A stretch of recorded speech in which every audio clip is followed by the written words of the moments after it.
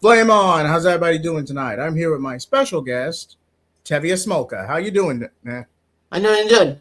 And thank And you for having me on. Yep. no problem. And welcome to our first stream of the new year. Well, Yep. first Happy main New Year. Happy New Year. And Tevia, you mind changing your screen because I can see the reflection? Um, sorry, actually, but No. It's okay. It's okay. It's just something I noticed. But yeah, this is gonna it's be a yeah. green screen cam. It's all good. It's going to be a little bit of a quick one. Just the Tomorrowverse from Man of Tomorrow, the Long Halloween duology. What was it? Justice Society Supergirl, Reading Tomorrow, Green Lantern, Being My Power, and and, and World, but that was just set oh, up. that's garbage. Yeah. That's not really. I'm not going to say it's garbage. It's not much of a movie. It's just the point of it is just set up for Crisis. Yeah. That's really all that's most of what that movie boils down to. Hold that thought. Okay.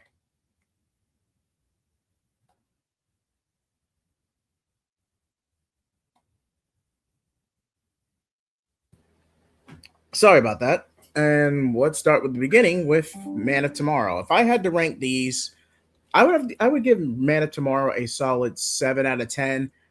It's not much in a vacuum, but but compared to where Apocalypse War ended, it's a breath of fresh air.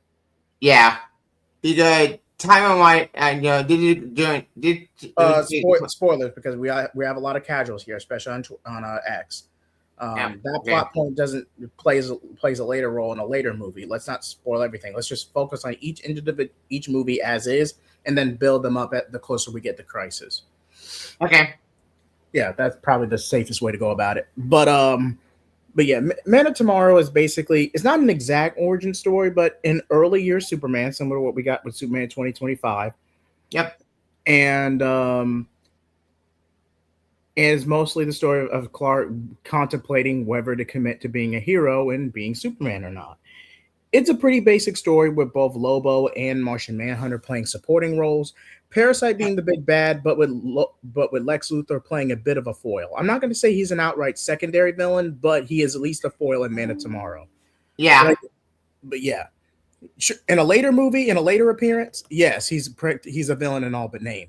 But at least in this one, they didn't immediately jump to the low hanging fruit. Like, okay, let's just make Lex Luthor the villain again, like business mogul, tycoon, whatever. But oh, go ahead, Debbie. Go ahead. Yeah, you're right with that. Actually, not too bad is the side villain, but the main villain actually the main villain is pretty Lobo and Parasite. Because Lobo the reason why this happened because he doing Parasite even existed. But yeah, Lobo. Yeah, I guess Lobo would be considered a secondary villain, but he mostly plays a comedic role than anything. Yep. Kind of one said, "What are you talking about?" We're talking about the Tomorrowverse as a whole. And that's just everything that's pretty much been released in the past 5 years. Yeah. Because let's be honest, this really isn't much of a verse. It's just a series of transition projects while the while the DC acquisition was going through. So these it were was the Discovery merger. A majority with the Discovery merger. So a lot of these were carryover projects anyway. My Adventures especially because originally that was at least if I remember off DC Phantom. Correct me if I'm wrong in the comments. But originally that was going to be more of a Lois Lane focused show, or the very least with Lois Lane as our POV character. Nothing inherently wrong with that, but at least with that style of TV show, it's just not for me. Like if I wanted to watch a Superman show, I'd go back to S-TAS any day of the week. Agreed. S-TAS, the Smallville, though it does kind of fall off halfway through. But Battle Super Show, in my opinion, is not the movie I suggest because that's Superman centric. I'm just saying there are other options out there when it comes to Superman adaptations. Yeah, me personally. Yeah, I agree. But if you enjoy it for what it is, kudos. Yep. We didn't know season 3 even coming out at this point for that show. Surprisingly, which is weird. But yeah, I would not be surprised if season 3 got delayed because trying to put Connor Kent in season 3 way too soon, in my opinion. Way too soon. Also, we have to factor in the Jane Gunn situation and the other movie that with Netflix. Hey, let's stay on topic, Tevia. I know, but now the asset bid between Paramount and Netflix is yet to be resolved. That is an ongoing inquisition, and we will update y'all on that on a separate stream as it happens. And we have Mr. Dr. Reed Richards. How you doing? All right, a lot of your subscribers are coming through, Tevia. Yep. Hey, what's up, Cameron? How's it going? Okay. But back to Man of Tomorrow. Yeah. Excuse me. Man of Tomorrow. That's not going to get confusing in a year's time. But back to that. Basically, it's like I said, it's a 7 out of 10. Parasite really stole the show, surprisingly, because Parasite hardly ever gets the time of day. His last major appearance, or at least the last time out, I mean, he did play a role in the DCAU with the Legion of Doom, but that was more of an ensemble role. He might have gotten 2, maybe 3 character episodes focused on him as the villain. He might have gotten 3. No. It was 2 in S-Taz. I'm thinking of that one Young Justice episode in season 1. Yep, that is true. That was also a pretty good episode. Not gonna lie. Indeed, I love that episode. It's kind of fun. But I thought very good from Cameron Berry. I agree with that. The theme was there. The commentary about someone who blends in compared to an alien who looks human or looks like a monster, or a monster that looks human. The themes were there. Is just the Archer art style is definitely an acquired taste, but you get used to it as this series goes on. Indeed. Like I'm gonna Archer art style credit because this was a breath of fresh air after the New 52 movies. Because New 52. The animation itself was fluid. You could argue the art direction was a little bland, but for what they were able to do with a decreased budget, the animation was pretty smooth most of the time. It was a breath of fresh air during that time period, and I think it's gonna be good. And the movie itself, I think, was good. It was a good restart for the universe. It did start with Superman, and you know what? For a first Superman movie, it turned out to be good for what it was. I enjoyed the movie back in the day. Now, was it my favorite Superman movie ever? No, but you know what? At the time, I enjoyed it for what it was, a fun movie. I love, but it's really, this kind of adaptation of 3 story. It adapted American Alien from Matt Randall with book. Long story. Man of Steel. John Burns run, I think. And third adaptation. What's the first story that happened from this movie? Maybe Jeff John's Secret Origin book. I think. Actually, I want that book actually. I got it in holidays. Okay. There's not. Like I said, Man of Tomorrow is pretty straightforward. Let's go ahead and move on to the second movie in the Tomorrowverse, which I believe was just Long Halloween Part 1. I was gonna count Long Halloween as a dual. No, wait. I think we got backwards. You know what? Hang on. I gotta just screen share this. Yeah, I'm pretty sure Justice Society World War II came after Superman. Yeah, let's see. I'm screen sharing right now. Sure. Okay. Okay. Yep. It's Justice Society World War II. Yep. Yeah. Then Batman Halloween Part 1 and 2 back to back over the course of a few months. Then Power, which is a movie, which is a train wreck. We'll get to it, Tebia. Yep. Then Legion of Superheroes, World War, and then the Crisis Trilogy. Like I said, not counting the Crisis Trilogy, it's roughly 7 films over the course of 3 years. So not bad. Not too long. This stream will probably be about an hour, if that. Yeah. But actually, I could probably use that Amy after right? Yeah, we'll leave it screen shared. That way we know. That way we can keep track. Okay. Yeah, we'll just go ahead and leave that. Next is Justice Society World War II. Now, this one had a great twist. I'm not going to spoil it for you on the stream. And especially when you take elements from later films in context. So there is a little bit of world building and setup in regards to that. So with all that included, I would give Justice Society World War II I'd give it a 9 out of 10. The only drawback is the animation. It does get stiff in the third act, especially with the possessed Aquaman and Wonder Woman fight. Yeah. Yes, the animation does get a little stiff towards the end, but otherwise everything else was fantastic. Yeah, it did the Flash, a good Billy on story good. It did the JSA great, very happy. So probably one, this will probably the only Justice Society movie we only had one that's done proving wrong from Kevin Bailey. That's fair.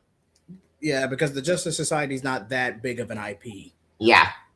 But I love this movie. It was a fun, awesome World War II movie. Because it just decided to put Wonder Woman in the movie, awesome, badass, maybe happy. And anyway, this is a good time to have Flash movie done right. The Flash movie already failed. This did done better. Okay, there were other factors going into that, Tevye. The Flash movie was that's true. Yes, the Flash live action was going to flop regardless, Tevye. But I get your point. Yeah. Thank you. But yeah, because that movie was in production hell for a decade. There was no salvaging that film. Agreed. But my point is, like this movie did a good Flash story. It did a good Society story, and it told a good World War II story for the GSA. And it turned out to be amazing. It was a fun, awesome movie. I love seeing Jay kick ass. I love seeing like Hawkman kick ass with that shock me. Alman was pretty cool. But my favorite character was Wonder Woman. Why? Most because this did Wonder Woman had a great acting and it did a good story, but also a bonus. Yes, I know people don't want to see each other, but hey, this did see each other at the love story at the very good same with to run 17 movie. And it's gonna be good. It told the story. It was focused on a specific theme. Don't get so caught up in the life or what's going on that you're not keeping up with the present and slowing down. Like I said, the theme was there. If I had, I mean, the only real nitpick is if you weren't with later storyline, later material, is if you weren't keeping up with the DVD shorts, like with Commandi and stuff, Commandi, Blue Beetle, stuff like that. If you weren't keeping up with them, some things might go over your head. But otherwise, like I said, Justice Society is pretty solid. It's not a perfect 10 by any means. Like I said, it's a 9. It's just the third act is a bit lackluster and the animation's stiff at places.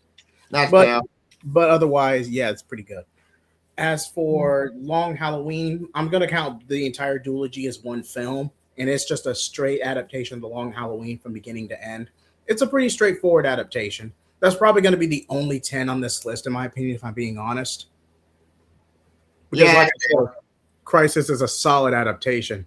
I mean, excuse me, The Long Halloween is a solid adaptation. Long Halloween is a good adaptation. In my opinion, or good adaptation of the RPG, maybe that story good. Yes, it is some change fired.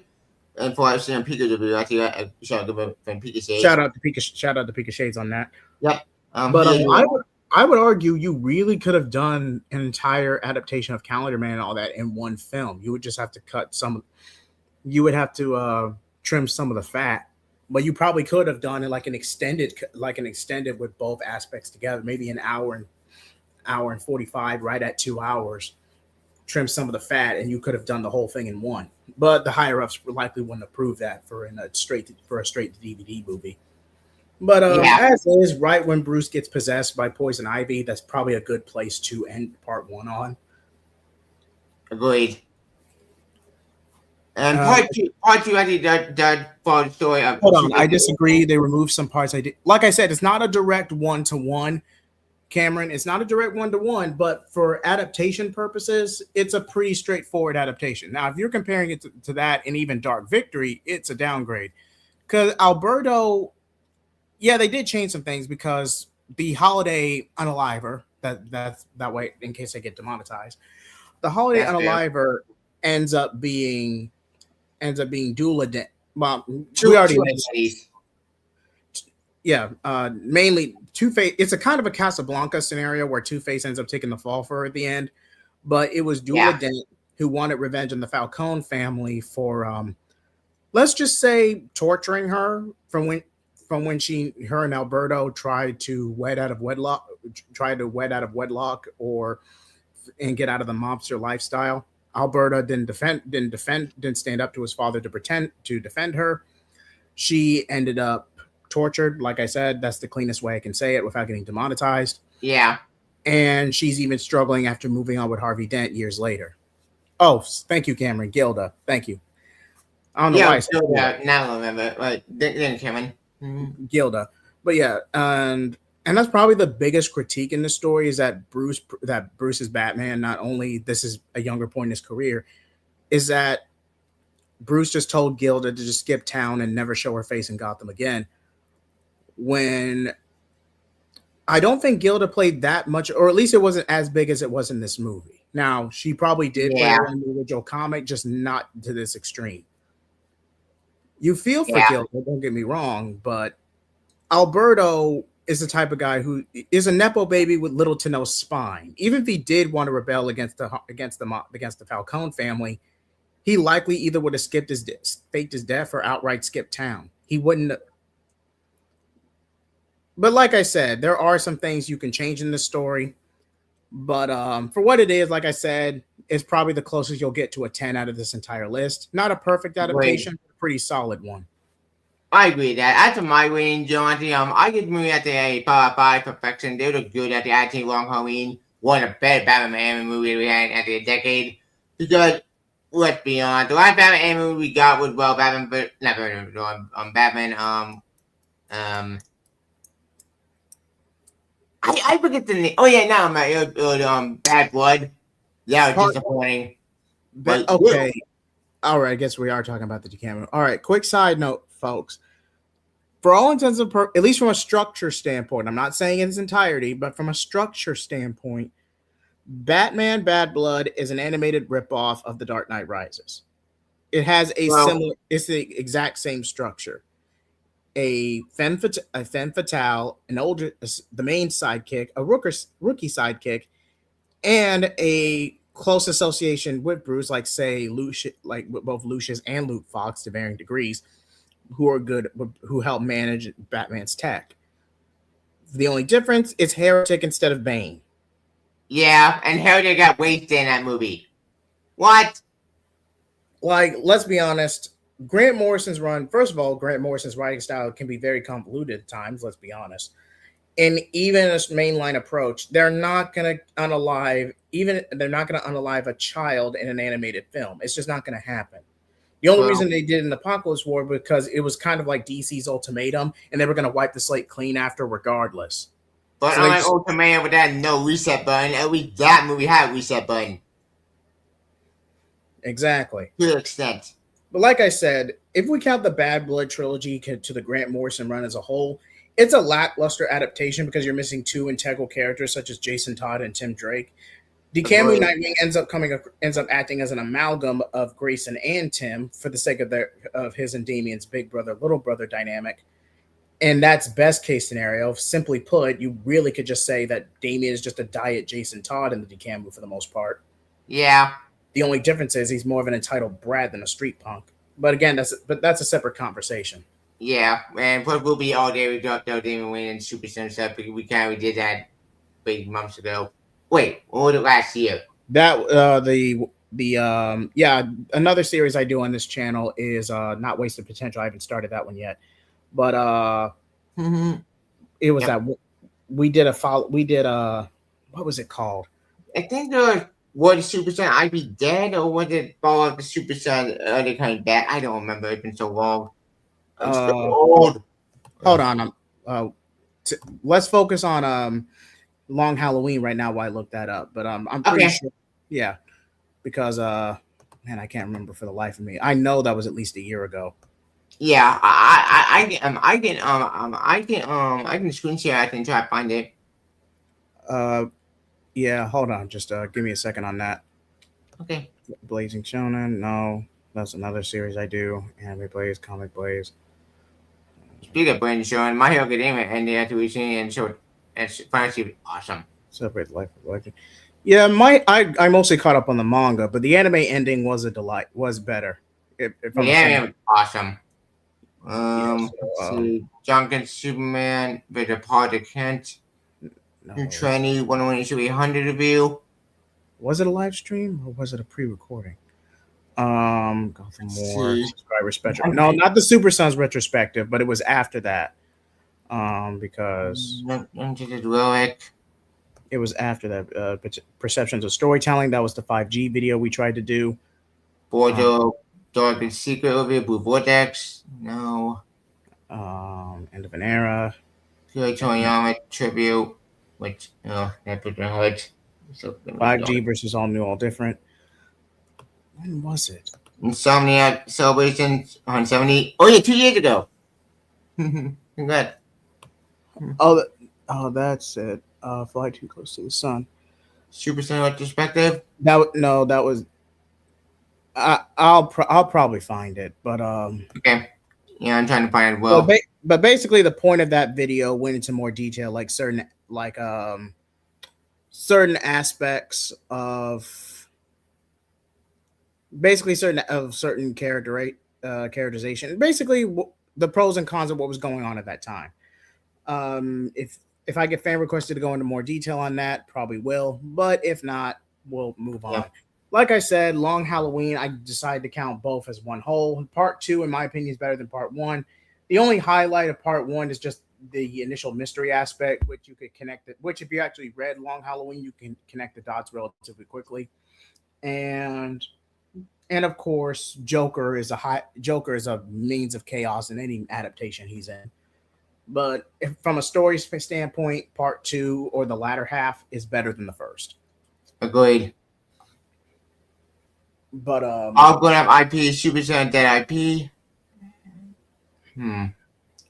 What? I think I found it. I think it was Even Frontier, or was it self-titled gone bad? Self-titled gone bad. Yep, self-titled gone bad. Yeah, that's the one. God, it's been so long since that. I think that's been almost 3 years ago. It said 2 years ago.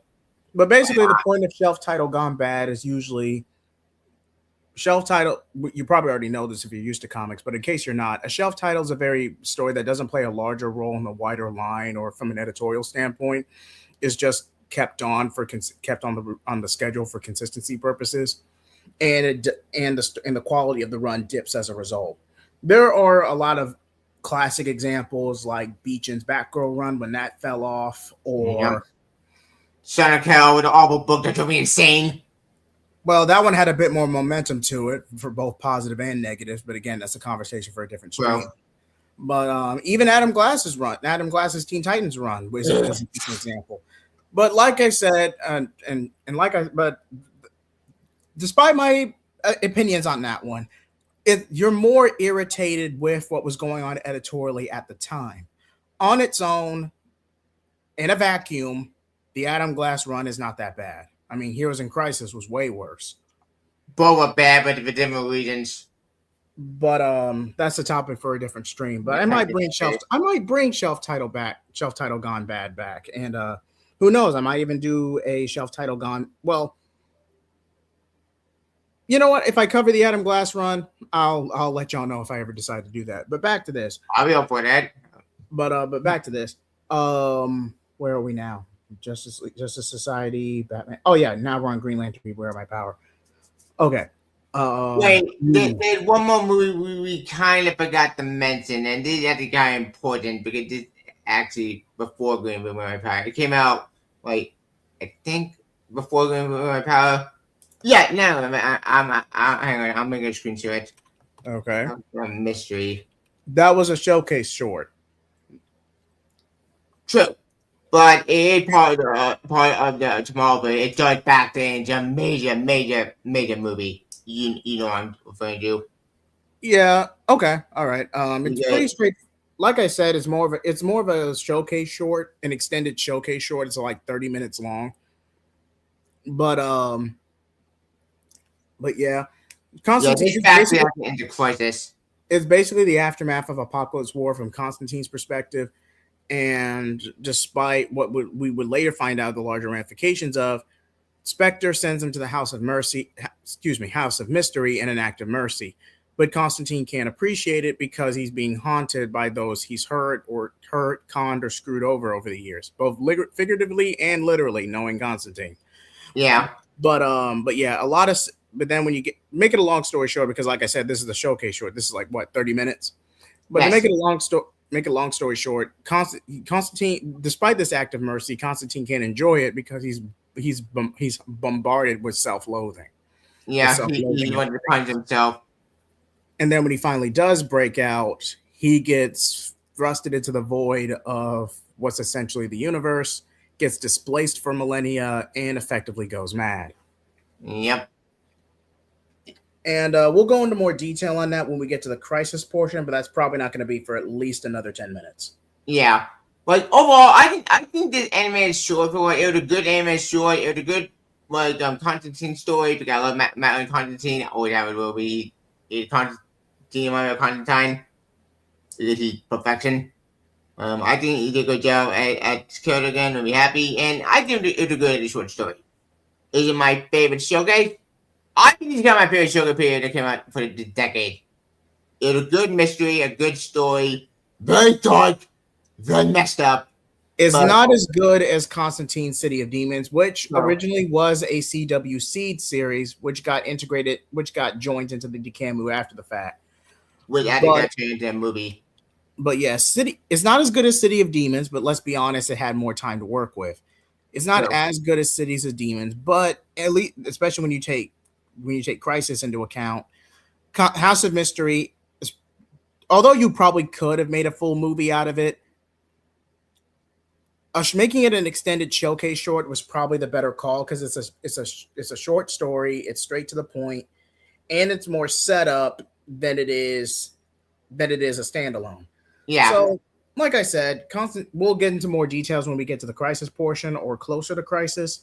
But if you haven't already seen it, I highly recommend it. Yeah, I recommend it too. It's a Constantine fan. I highly recommend go check it out. Really good. And the other three showcase the coming thing besides the Constantine show, we got the main one. I think the other two shows are pretty good. I think the other three have a Blue Beetle. Now, don't try to play any clips or trailers, Tevia. We don't want to get copyrighted. I'm not. But yes, Matt Ryan does reprise his role in the voiceover. I don't know if he used an alias, but I know he himself as Matt Ryan isn't credited in Crisis Part 1. Yeah. But he might have used a pseudonym. But either way, he does come back for Part 2 and 3 after the reveal. Yeah. But it's really sweet how Spectre tried to help him. Like, dag nabbit, I'm trying to help you so you'd be happy. If you know anything, especially the old Vertigo comics, if you know anything about John Constantine, he's a loner, a drunkard, a self-loathing piece of work. And a lot of it is justified, especially if you read the old Vertigo comics. John Constantine has screwed over a lot of people. True. Whether it be out of necessity, fighting demons, or even the occasional con. He has screwed over a lot of people. I'm not saying his kill count, whether collateral damage or otherwise, is as big as the Joker's, but it's at least a cemetery's worth, at least. True. Well, even he admits that he fucked up at a lot of people. Sorry. Yeah, let's try to tone down the language. Yeah, sorry, but yeah, back to Beware My Power. Okay. Well, actually, there's three stories. There's Kamandi, Lifeborn, Earth, Delusion, and Blue Beetle. Kamandi more so plays a role with the Superman reveal in Justice Society World War II. Again, I'm not going to spoil it. Watch it for yourselves. And outside of that, Kamandi just pretty much becomes a cameo going into Crisis. And then the Blue Beetle one, you could argue plays a role with Psycho Pirate, but again, it's more of a reference. Yeah. And Delusion is that felt like was standalone. That one did not need to be for Crisis. Like, that one confused me. Like, wait, what? I felt lost.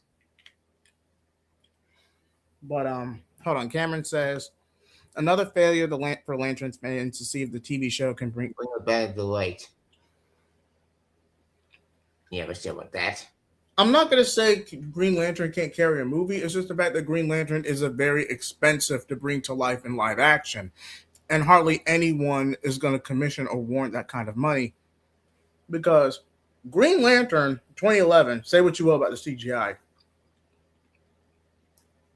but Green Lantern 2011 is pretty much a condensed version of Jeff Johns' Secret Origins. It's a very condensed version of it.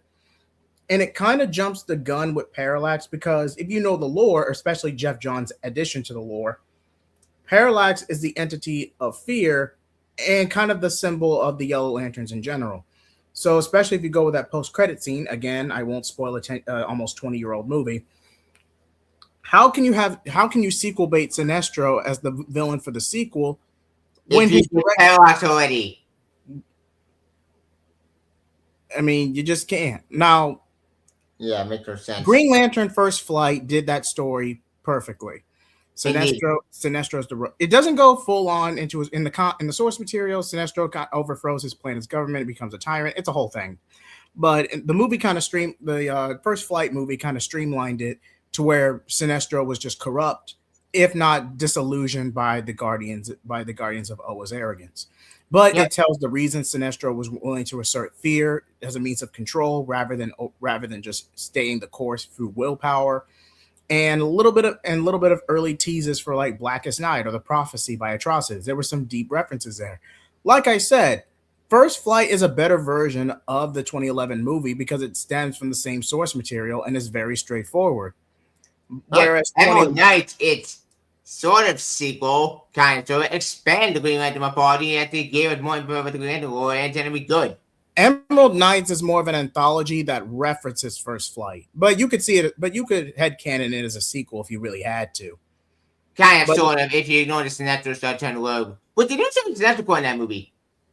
Yeah, like I said, similar creative team, similar artistic design. Like I said, it's kind of a Public Enemies and Apocalypse scenario to where they're pseudo sequels, but but they're standalone adaptations. Which I would love a Sinestro core movie at the but to get adapted actually at the Emerald Knight with that art style. It would have been great. Well, a lot of those two movies mostly focus on Hal Jordan. By the time you get to the Sinestro Cold War, both John, Guy, and Kyle are already in place. Sinestro Cold War would have required major setup. True. And don't get me started on Blackest Night. Like seriously. Blackest Night, that would take a long time to develop. Which at this point, honestly, Blackest Night actually never happening. But it's a damn shame. I wanted the Blackest Night in my movie.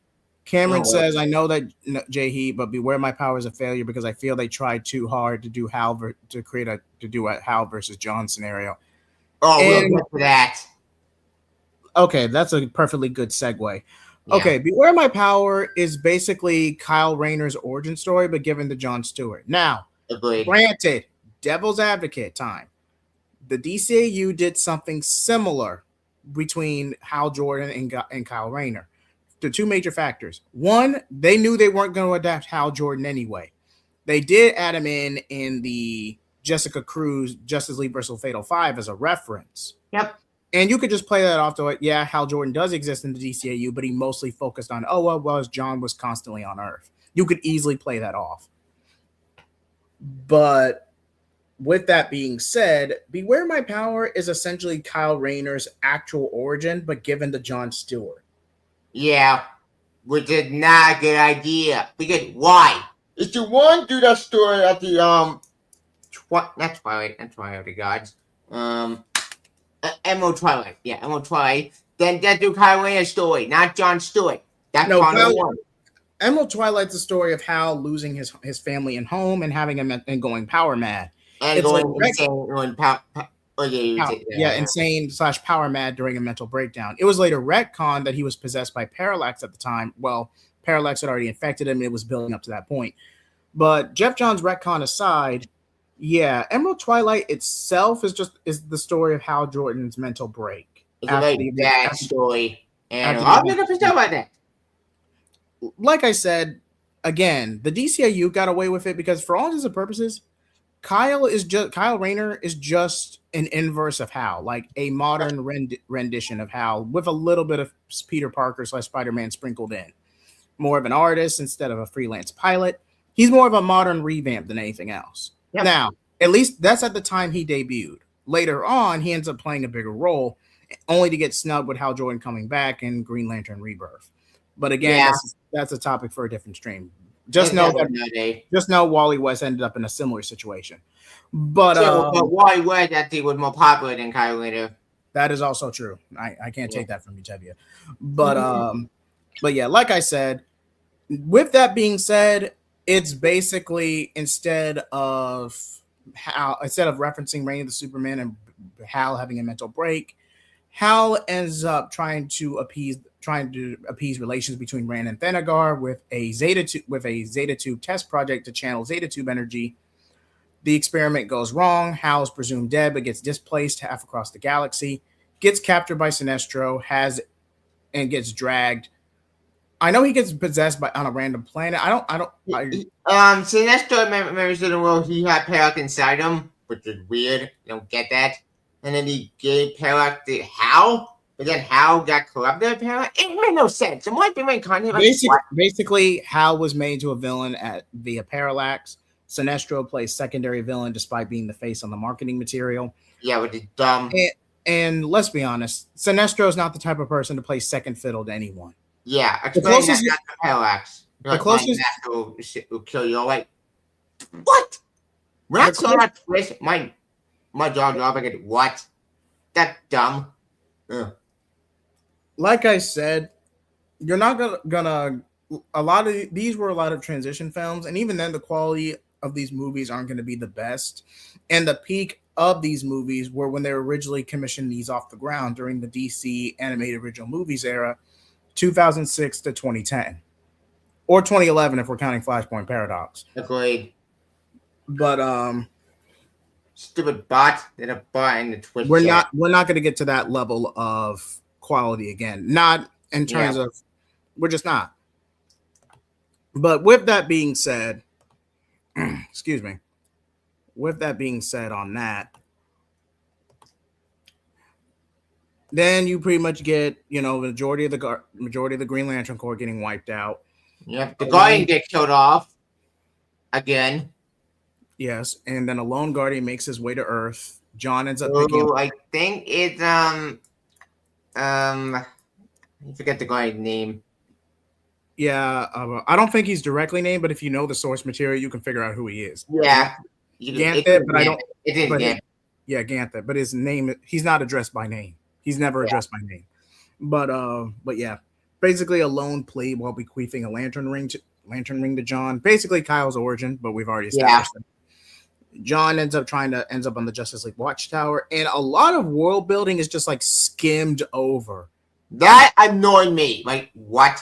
Like, at the end of Long Halloween, like, spoiler, I need to go jumping nuts. Go ahead. Let me change the headline right quick, because I knew you were going to rant about this. Yeah, sorry with that. But, get it out of your system, buddy. Yeah, basically in general, at the end of Long Halloween, we see Batman at me. Okay, Flash Green Arrow showing up at the Barrington. Albert said, "It's for you, sir," and that's just objectively. Okay, yeah, we're getting objectively funny. We're gonna see that objectively funny, but no, we didn't get that. Instead of getting a movie on one, we got a Green Lantern movie. Okay, fine. I'm all for a Green Lantern movie. Let's get your nuts. But instead of doing that, we write that story and get the WWE established. What? Wait. Stop. You're telling me just to get away if we didn't get to see that build up in an actual movie? Why? Are you good? Like, it just drove me insane. That drove me insane. Problem number 2. We see at the Green Arrow at the end, Vixen and Vixen, Green Arrow. They all try to do hard, try and heal it, or it's really with fair. Yes. Yeah, they did bring it out. Thank you. Thank you for bringing that out, Cameron. Yes. Mm-hmm. And I won't go into too much detail here because I don't want us getting derailed more than we already have. But trying to mimic or recreate hard traveling heroes with Green Arrow and John does not work to the same to where Oliver and John and Hal do. If you actually read that joint title, you could tell how much work, care, and respect Oliver and Hal came. You don't just make a cheeky reference to it and, oh, this is my best buddy. I did what I had to do. And I'm not going to spoil the ending of the movie. But it then harkens to a separate crisis story for its resolution. Which, if you know that story, you know what it is. 0 Hour Crisis Time. It's not Okay, we'll get to that point when we get there. But basically, John teams up with the Justice League. They take a javelin. Then we get Shira Hall along for the ride as cheap fan service. Yeah, because people who wanted to get anime show, I do like that couple, but it didn't make sense in this context because they had to pretend they're meeting each other. I mean, like I said, it was fan service, and at least depend. Oh, right, the DCAU version. Yeah. A lot of the DCAU kind of used silver and bronze age as the basis for it. Most of it, a little bit of post crisis sprinkled in, but that's mostly the. Devia? Yeah. Okay. But like I said, Shira is a Silver Age character. Well, they're really both Silver Age characters, but Shira is from an earlier point. But make it a long story short, there was a lot of build up in that relationship over the course of Justice League and JLU, and depending on the version, either Vixen, John's rebound, which let's be honest, well, some attribute it as a rebound. Really, John just moved on with Vixen after everything happened in Starcross. But let's say, for the sake of argument, it was a rebound. Depending on the version, either Vixen gets shelled by Shadow Thief, if you go by the original Justice League tie-in comics, or the Justice League revival comic they did a few years ago, I think 2 years ago now, where Vixen ends up breaking things off with John at the end of the story because she ultimately knows and accepts John still has feelings for Shira. Yeah, with that said, the Batman Beyond future, Trajectory Beyond. Which I'm fine with either version because again, it didn't really amount to anything because we kind of knew from Batman Beyond that John and Shira were gonna we're gonna reconcile eventually. Yep. So whether you wanted to shelve Vixen for a Shadow Thief follow up or have a subplot in a cosmic story where Vixen breaks things up with John on her own accord, it's subjective to you. I'm not going to tell you one way or the other. Agreed. But with that tangent aside, John teams up with really Martian Manhunter and Vixen, but they don't really play much of a role in this. Yeah, Martian Manhunter stays on Earth now because he told well, Superman, Batman, and Wonder Woman all doing their own stuff. So the only people we had Green Arrow who joined John Stewart, and that's about it. Vixen, I think Vixen did not join as well. Vixen stayed behind as well. So it's just there was an Adam Strange showcase which directly that also factored into this movie. I completely forgot about that. Anyway. Yeah, that gets followed up. I think Adam Strange actually dies in this movie. Yeah, which is confusing because I thought he survived, but no, he died. Wait, no, that's not true. Apparently, he came back in Crisis. Oops, spoiler. Yeah, but he supposedly died in this movie, which confused me because I thought that Adam Strange show we did a showcase. I did not know you're backing into this movie, but apparently it does. Well, if you're gonna squeeze in Hard Traveling Heroes, the Rand Thanagar War, and Parallax. Well, not okay, technically, but that's because Sinestro is a villainous force.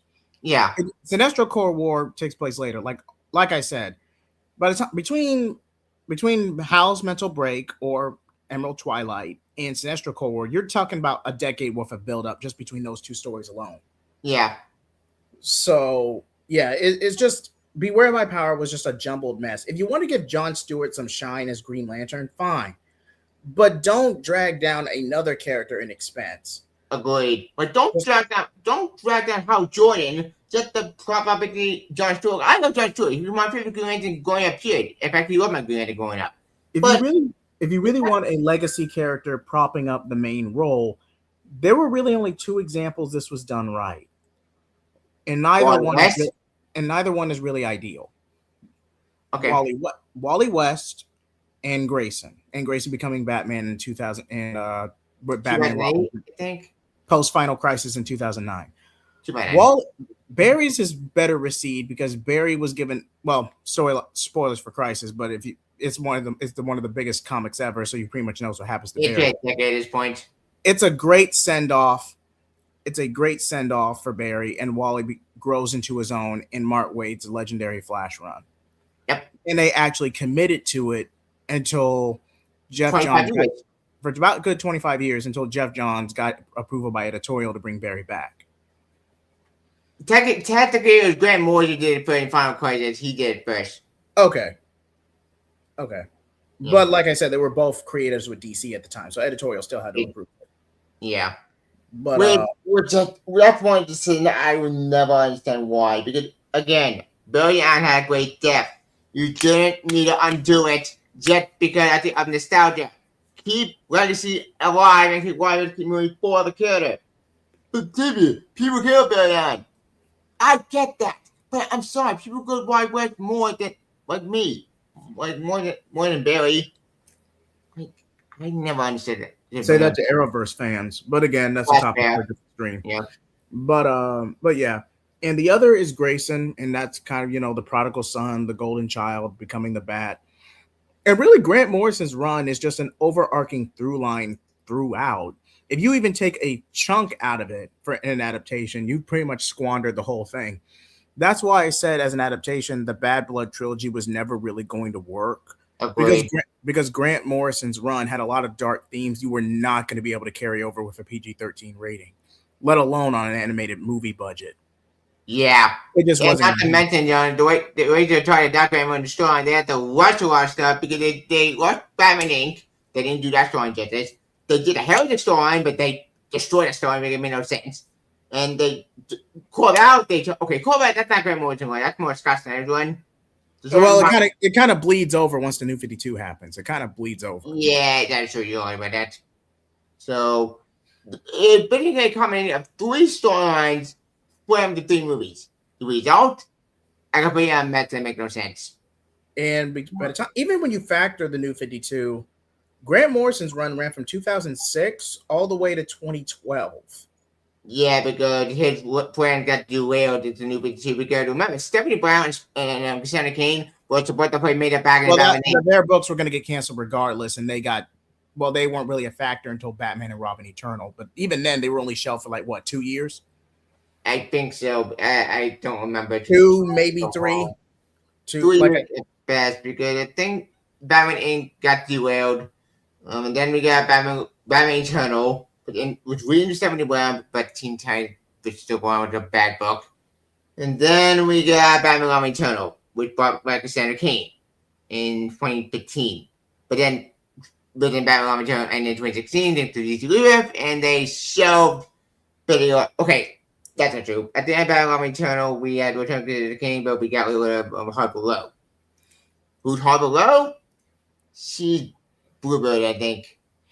And like I said, it's a topic for a different stream. But ultimately, like Cameron says, juggling big storylines, especially without proper buildup that made those stories work, it's just going to fall flat. The casuals is going to fall flat, and to actual people who've kept up with the source material, they know you have to cut the fat for an adaptation, especially with a movie. But if you're not going to commit to adapting that one storyline, it's just not going to be received well. Yeah. But back to this. Basically, to make it a big battle, pretty much the entire second act is really just one big battle. Yeah, because the second act involved at the John Stewart, Green Arrow, Adam Strange, and Hawk. Adam Strange, yeah, all to find out what's going with the war. They figure out that this mystery ship who appear different planets. They find out how to join the jail and put in instead of the Sinestro. Sinestro said, "Thank you for telling me information. I'm glad that he did help." And then he leaves. They find Sinestro. They break Hal Jordan out. But then Hal Jordan goes way too far. He killed the one guy. Green Arrow said, "Dude, what are you doing? Stop it!" This is war. We'll execute our enemies. Okay, that's red flag number 1. What the hell doing? Hal Jordan not killer? He's not a murderer. And then we get Act 3 with the big twist. Because after John Stewart killed Sinestro, even though he had PTSD, which, question, was PTSD part of John Stewart's character? To an extent. Not in his original origin, but definitely with later retcons that was sprinkled in. I did not know about that. But, okay. Yeah, basically they find Sinestro, they find his plan, they try to stop his plan. Then we get Act 3. Long story short, they figure out what's happening. They kill Sinestro, which That's disappointment. Why? Why kill off this great villain? I want him to remember, but no, but John said, "Damn you! You gave me no choice." But Sinestro said, "My master will kill you all." Like, what? That made me mad. Then we get the big twist, which is, you know what it is, we know it. The main villain is Jungle Please. And let's try to keep the rants to a minimum, Tevia. We'd be here all night. Sorry. It's all good. But yeah, basically it's, I'm not gonna say Sinestro pretty much plays a backseat in his own movie just for the sake of a bait and switch. Yeah. Kyle Rayner's origin is exclusively given to John. And then they try to do a little, and they try to establish world building with hard traveling heroes, and then offer an emotional build up to the climax with Hal Jordan having no choice. Well, Oliver Queen having no choice, and the drama is there, but there's no build up to everything going on. And there's no payoff. It's just lackluster. Just outside the fight scenes, and then the fan service with Hal and Shira. And of course, the rebuilding of the Green Lantern Corps at the end. Yeah. It just feels like nothing's accomplished. It feels like nothing happened. Like, look, all this build up for the big twist and no consequences. Like, I'm hungry, let's eat. What? That's it? You're not going to factor in what the heck happened to Hal Jordan? No. Of a death or anything? Nothing? No? So dumb. But like I said, Beware My Power is one of the weakest out of the entire Tomorrowverse. I'd give it a, I'll be generous. I'll give it a 6 because of the potential that this film could have had. But it's juggling too much at once, very much to the film's detriment. Yeah. But if I had to be... Sorry. Go ahead. As for me, I give this movie a 2 out of 5 stars because this is much greater potential. And I was excited when it was coming out. When the DC fandom was there, I was so excited because the movie was awesome. But what I get, I got pretty train wreck. Thankfully, that year I found Super Son. But that movie saved that year for me because that year they were kind of mess. And that movie saved my year was awesome. So that might put me that year. But this movie has so much potential, but they dropped the ball. It was such a waste of potential. Oh, and I'm disappointed. Okay, next is Supergirl and the Supergirl, I think. Which is basically the same as that one Justice League Unlimited episode where Supergirl gets written out and stays in the future at the end.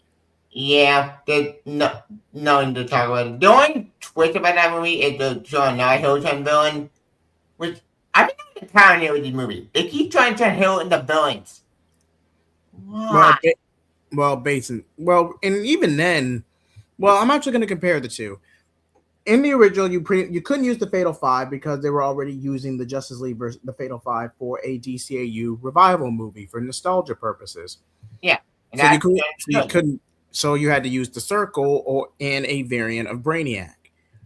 Yep. So I can understand that, but making Mon-El a twist villain I hate that. I mean, you arguably didn't need that. You could have just had the Circle or even the Time Trapper, something like that, and because you're already going to have the Miracle Machine, and that plays a role later in a later film.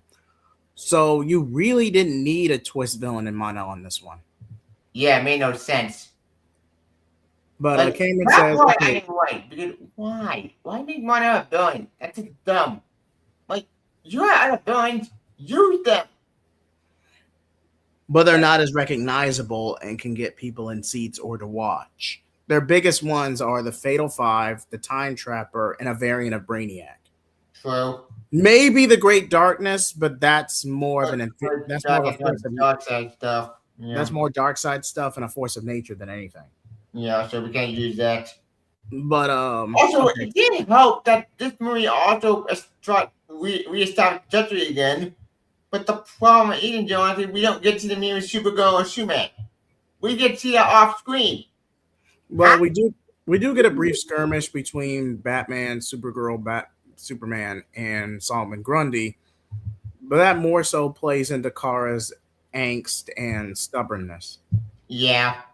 And even then, that's just a small. And I think this kind of leads right into World War, like right after this. Yeah, and a post-credit scene, which goes nowhere.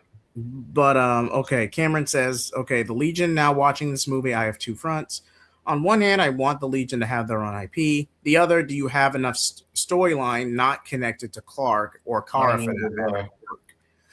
Yes and no. Yes and no. Not. You do have material that doesn't have Clark, that doesn't have Superman / Superboy or Supergirl as a member, but not big enough to justify a movie. Yeah. Like I said, the Superboy and the Legion of Superhero TV show exists, from the 2000s. And although a young Clark ends up going to the future and all those adventures, you really didn't need Clark outside of in that show outside of brand recognition. Agreed. You could remove that young Superboy out of that old cartoon show, and nothing in the overall series changes. Well, seeing you actually did it. Seeing you brought Superman in at the end of season 2. Yeah, he does age into Superman by that going into season 2, but I was talking about season 1 specifically. Oh yeah, season 1. My bad. Okay, but yeah, I thank you for catching that, Tevia. And then we kind of had a pseudo Batman. Basically, they were trying to create a trying to get around the Bat embargo at the time, and we ended up just getting this emo Superman. Superman X, I think, or Superboy X. It was imagine 2003 Connor Kent, but more angsty, more edgy, and completely over the top. That's basically this character. He does tone down by the end of the season, but man, is he annoying in the first couple of episodes. Yeah, he's in. But yeah, like I said, the Legion is a decent IP, probably not big enough to warrant its own movie without having the likes of Superman or Supergirl for brand recognition. It's decent on its own, but if you're actually going to justify making a movie about them, you're gonna need one. You're gonna need more story. Yeah. By the way, I found it. I found the character about. I'm just gonna see right now. Okay. Yeah, basically this character in the center. Yep, that's him. Yeah. Like, he was a bad character, but he felt really confusing. Oh yeah, the main with Imperiax. Yeah, he's kind of a mix of Connor Kent, Superboy, and Batman. Yeah, basically. But yeah. Where was I? Oh yeah. Like I said, and this even goes into the DCU for that matter, because even with Supergirl, Woman of Tomorrow, if Supergirl ever does decent and it gets greenlit for a greenlit for a sequel, they're gonna do Legion. Like, I'm sorry, they're gonna do Legion. There are not that many Supergirl stories that truly stand out or connect or don't connect to Clark in a significant way. The only the Supergirl story that I look man that actually outside of Clark is the early 2000 one. We actually learned that's pretty good. Granted, the Power Girl in that storyline was confusing because it's weird. But other than that, the dark side stuff, but that's more Apocalypse, so we can't use that. So I'm just saying it's a wait and see. I mean, yeah. Well, okay, there's one storyline I think they could do. Maybe do the Red Lantern storyline. I know Red Lantern and Supergirl was controversial back in the day, but maybe the best one. Maybe it's me. But yeah. But what was I saying? Oh yeah, now we're at Justice League War World. Now this movie is wait, we never go away to Legion. Wait, I thought we did go over Legion. No. We never gave a ranking. Right. Okay. Yeah. Legion, like I said, it's similar to her Justice League Unlimited episode where she's written out and chooses to stay in the future to be with Brainiac 5 at the end. Just a downgraded version of that same episode and dragged out into an 1.5-hour movie. So based on that comparison alone, I have no choice but to give it a 5. Like, it does make changes to justify its existence, but those changes aren't well received. Because you can't use the Fatal 5 because obviously Justice League in the Fatal 5. So, like I said, I'm sure the creators made the best out of a bad situation. But if I had to rank it compared to everything else, I have to give Supergirl and the Legion a solid 5, like right in the middle. That's the fairest I can make it. I agree that. After me, I give this movie a 3 out of 5. Mother got a super good fan, the fun super good story, but as a fan, not a fan of Legion, more of a casual fan of Legion, this was kind of 2 out of 5 because it was a waste of time. It wasn't all bad, but it was just why. Also, the way it finally it just felt rushed to me. That just felt rushed. I'm not a fan of that. But other than that, it was a fine movie. Not the best, not the worst, but just okay. The Supergirl fan, I think you enjoy it. The Legion fan, you can probably skip it. Yeah, just what you're better off watching the old Legion of Superhero cartoon and call it a day. Yeah. Or watch the Fatal Five movie. The movie also good. Yeah, that one's pretty good too. Not gonna lie. Mm-hmm. Yeah. But yeah, now we get to Justice League World War. Now this one we're just gonna get the ranking out of the way. This is, in my opinion, a 3 out of 10. Not for, and even if you factor everything into Crisis, because all this movie is set up for Crisis. Yeah, it's not the Crisis. No, it is. Because Mongo got wasted. There is literally, even in the individual sequences for the Trinity, there's no story going on. Yeah, like all it is, but it was caught.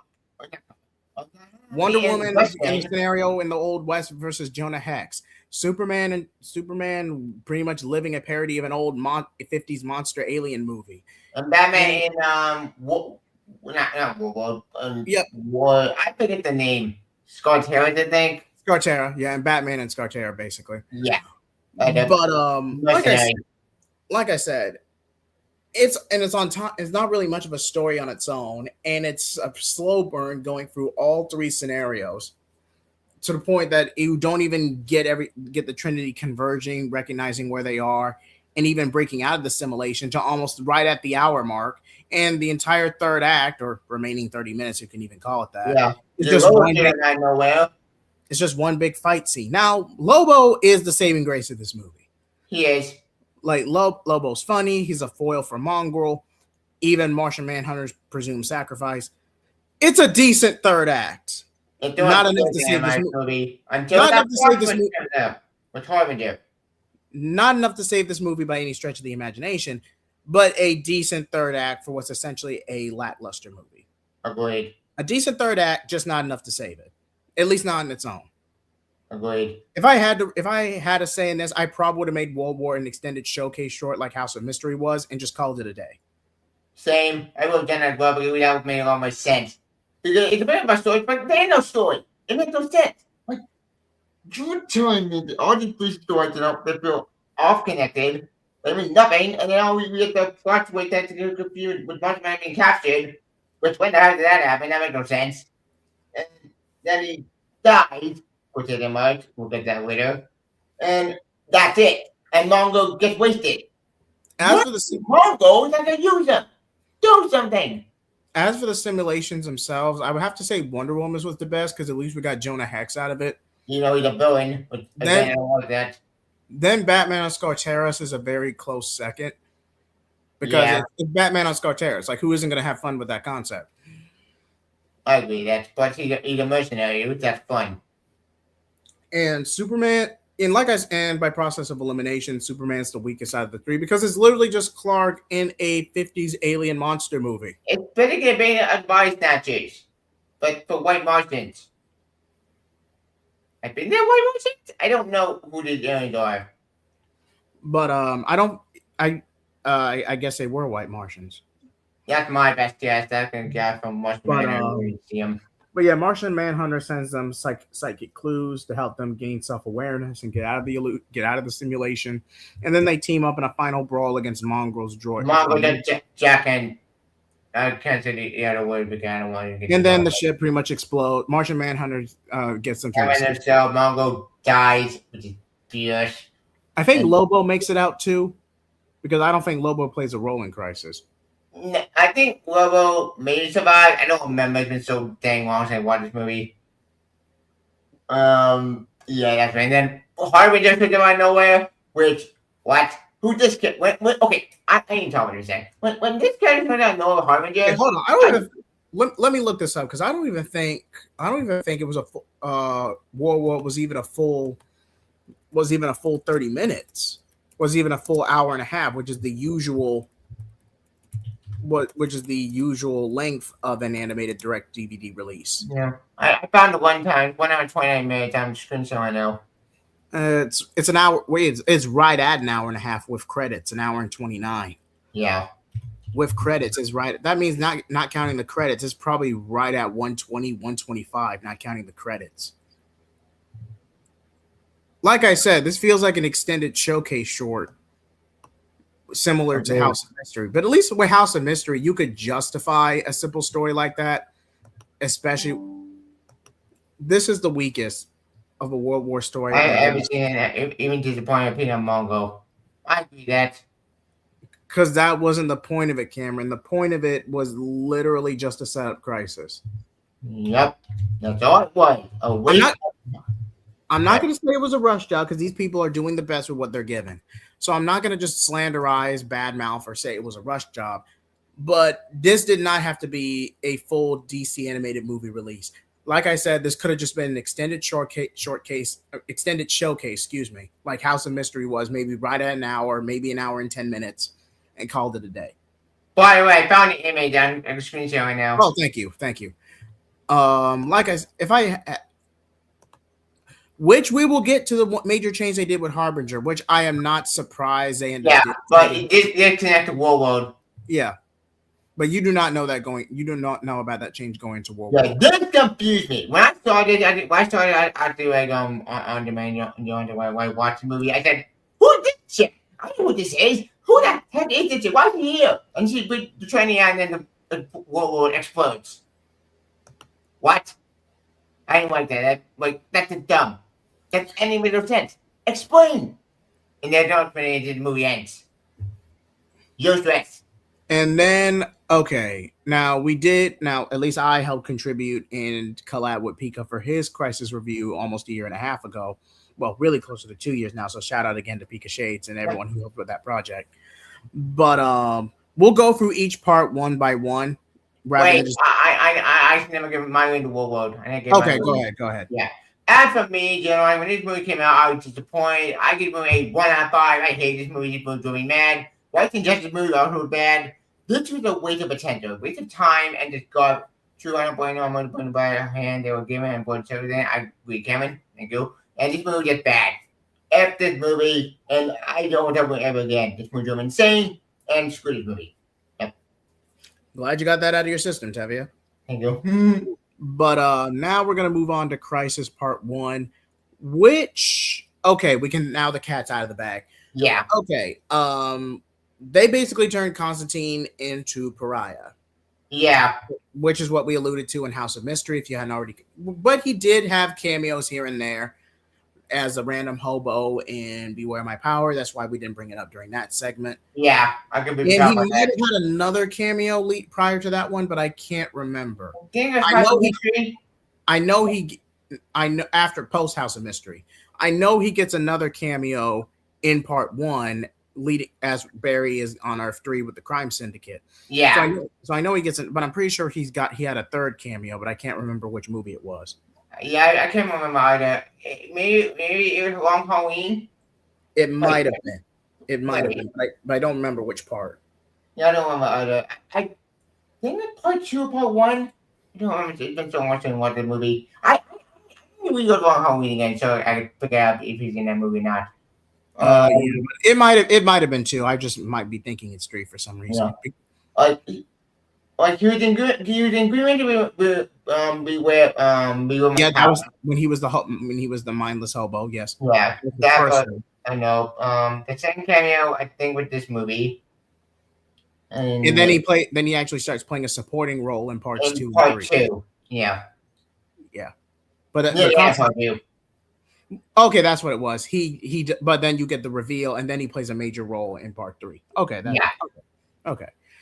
All right, but back to Part 1. This is basically Barry's comeuppance for the role he played. We're not going to reveal it here because it gets revealed in full in a later part. Yeah, we'll get that later. For what's essentially how the DCAMU ended. Constantine got his comeuppance in House of Mystery, and then Barry's going to get his comeuppance leading to his death over the course of part 1. But before we get to that, we take a major 45-minute detour in the past, the formation of the Justice League. This version of Bruce not taking Grayson in to become Robin, but just chucking him at an orphanage. Why went to this movie, but not the way why went to Wars Quest. Would make no sense. It should be Roy, not Roy. And an entire battle sequence that pretty much rips off the Amazo episode from JLU verbatim. Yeah, that annoyed me. Like, what? Why? At least make the design good. The design looked, I didn't like it. It looked like basic. Also, wait, isn't it what this movie well? I would say it's the strongest out of the 3. Part 2 feels like a part 1.5. True. And because it mostly because part 2 mostly focuses on the Monitor, Kara, and Psycho Pilot. Literally so boring. Well, we'll get to part 2. To part 2. I think on the wiki it even said he picked up by the court. But once you factor a 45-minute expedition dump with all the world building and the flashbacks, you then get them valiantly trying to set up the monitor towers and the anti-monitor. Oh, I'm skipping the crime syndicate stuff. Basically, Barry ends up on Earth 3. Barry ends up on Earth 3, finds out that this world is filled with villains. It has villains instead of heroes. And then, despite a valiant attempt to save as many people as possible, for some reason, the crime syndicate dashed straight first into the antimatter wave to get white. Or at least Ultraman tried. Ultraman tried to. He tried to say, like, I'm sure I'm going to punch you and then deal it away because I'm smart. I think everyone else kind of just tries to prepare for the inevitable, but Ultraman he runs away because it's never gonna die or down the leave. Power Ring pretty much cowers. Yeah, it's actually it's John Stewart Power Ring, not How Doing Power Ring. Okay. It's confusing because that question again. It's How Doing Power Ring. Why John Stewart Power Ring here? Wait a second. No. Is it based off the Earth 3 crime syndicate book from years ago? The recent one? Yes. I figured. Might have wondered about that. I prefer the Squadron Supreme. Thank you, Michael Brent, 1536. Yeah. Cameron says, respect to the syndicate. This is our world. We ain't letting no one take it. Okay, they at least went down. At least Ultraman. Now cat fighting. Yeah, at least Ultraman. Ultraman plan made no sense because, I got new. I'm going to blow it up because I don't care to live. This Ultraman did it. But basically Barry's kind of all over the place. Then we get the I guess Constantine he doesn't play a role in part 1. Well, actually he does. He showed up the 3 when he showed like to the crime set again. I think he showed him like the world, but it's getting destroyed with an anti-man wave. He showed back on the thing that's happening, and then we cut back to the future with him, the old man, with Iris. Which, what? We're skipping ahead, Tevia. Basically, basically, the only way to really set up the monitors in time is to pretty much slow for Barry to run so fast. He pretty much slows everything around him. Yeah. Then he gets to live his long life with Iris like they always wanted. And very, very, very slow, super slow moment because every time voting. And then Barry sacrifices himself to finally power up the treadmill with the help of Amazo. Yeah, but we kind of skipped some parts. We kind of skipped the part I think with the Jessica forming. I think we did talk about that. My bad. Because Rex Super is mastermind in that story, which why I don't get that. Whatever. The major stuff we would talk about. We just did monitor in this movie, and I will say this. I think they did the monitor good in this movie. Oh yeah, we were Harbinger. The Harbinger in this movie. Yes, basically, it's basically Supergirl. Like we might as well rip the Band-Aid now. Yeah, it was Supergirl. Supergirl gets time just in a rare moment of sentiment on the monitor. Right when Krypton was destroyed, he took pity on Kara and time displaced her after Krypton, and she's basically raised on the monitor ship. until he ultimately let Kara go and land on Earth. Which confused me because why would Marty get a Supergirl? Why would Supergirl Harbinger? Why can't it just make Harbinger? I don't. They wanted to create a father-daughter dynamic to where now, even if Super Kara, I should say at this point, the only difference, at least with the Arrowverse, they did a direct. Even if they were limited, they made a direct. It was a solid adaptation. They get destroyed 10 times better. It was a solid adaptation for the most part. The only difference is Barry from the old '90s show ended up dying, and Oliver ended up becoming the Spectre. But other than that, it was a pretty straightforward adaptation with such a limited roster of characters. Yeah, I agree that. It was pretty straightforward. Whereas this is a bit more muddled. Like I said, Kara ends up becoming a stand-in for Harbinger. She gets time displaced by the Monitor. More details in part 2. Yep. And that they also show at the Super return. Well, one Super return at the Dawn Star. Yeah, and that's how that future ends up getting erased. Because and the only time ending, and there's nothing we can do. And they don't expect. The whole point of Legion of Superheroes is that Kara can't really connect to Earth because of all the futuristic aspects of Krypton, to the point to where Kara threw a mini tantrum over it.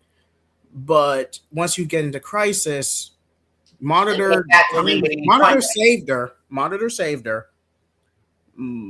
saved her. She's time displaced for years. And then he ultimately accepts her reconnecting with her cousin and reconnecting with him on Earth. So either she repressed everything that happened on the Monitor ship and threw a tantrum for no honest to God reason, or Monitor wiped Kara's mind the moment she left the ship. And then I'm written the letter. And then while she was with the Legion and with Brainiac 5, she eventually got her memories back. Yeah, I don't like that. That's just confusing. That makes the Super movie even more confusing. Wait a second. Now that I think about it, Retcon makes We the Superheroes completely pointless now because it makes that story more confusing. Calm down, Tevye, but you're going to have an aneurysm. Ugh, sorry. Michael said, we're getting a Captain Planet live action. Yeah, I'm so dumb as to the Elvis. I don't feel about that. Okay, Michael, I don't know if you're joking, if you're pranking us, or if that's something that's actually happening. If it's true, then that is very concerning. That is very concerning. But yeah, like I said, part 1 is basically up until the first half of Crisis, leading up to Barry's death. Yeah, and should we just cut the chain and kind of spoil with Barry's death? I need to talk about this because I want to talk about this death. Go ahead. I mean, that's basically the most famous part of Crisis. Yeah. The way they got Barry's death in this movie, it's not epic. It's not the same. Because in the comic, you know what? I need to screen share this because I do like it. It's not as gravitas. I will give you that. It is not gravitas. It's kind of like, I have to do this.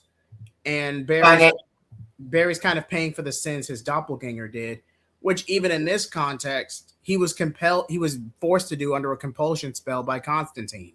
Yeah. Oh yeah, I found the image on screen share right now. Okay, yes. He destroys the antimatter cannon and is literally getting disintegrated in real time.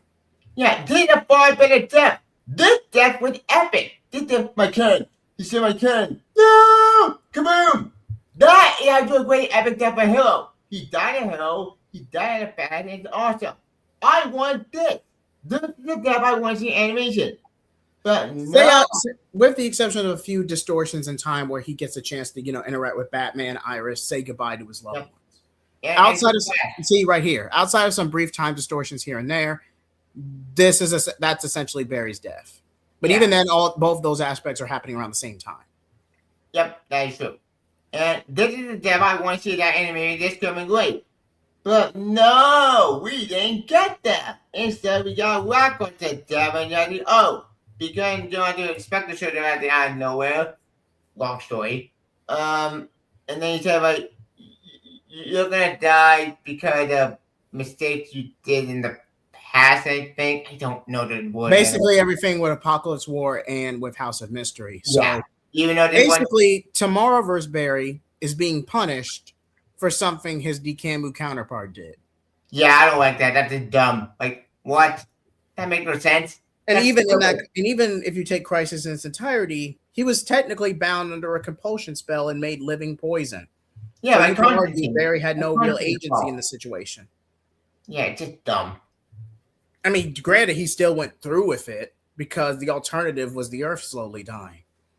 I forgot. This movie also established with Earth 2 Superman and Earth 2 a couple. Okay, sure.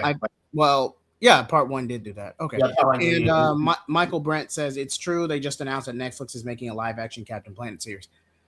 Okay. Oh, boy. Okay. This could go either mid or egregiously bad. Yeah. Oh, yeah. You can turn your webcam on if you want. Oh, okay. Thank you. There is no in between. Like this is not. That's so funny. This is not going to be pretty. Yeah. Oh, that's gonna be a fun at the thing to watch at the internet. But maybe that's the kind of point Tom the recent one it can be good.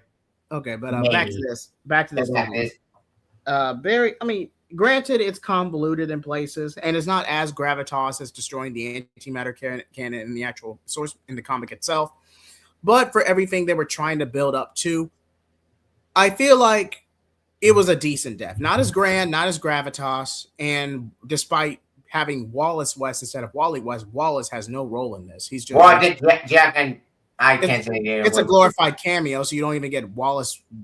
You don't even get Wallace in all. You don't even get Kid Flash, which annoyed me. Like, why? Why did they not going to do Kid Flash? Like I said, Wallace was more of a glorified cameo. I mean, he doesn't really play a role in the larger crisis.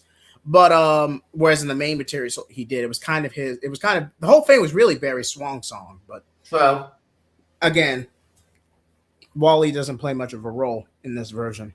Yeah. And then, but again, Barry makes the big sacrifice, turns on gets the tower thing. I think to stop the tower's working. The tower's working, and then they at least have a fighting chance going into part 2. Part 2 is the weakest of the trilogy by far. Yeah. Wait, should we give a rating in part 1? Okay. Yeah. All right, we're gonna rank them separately. All right. Part 1 and then we'll do a separate ranking for the trilogy as a whole by averaging the 3.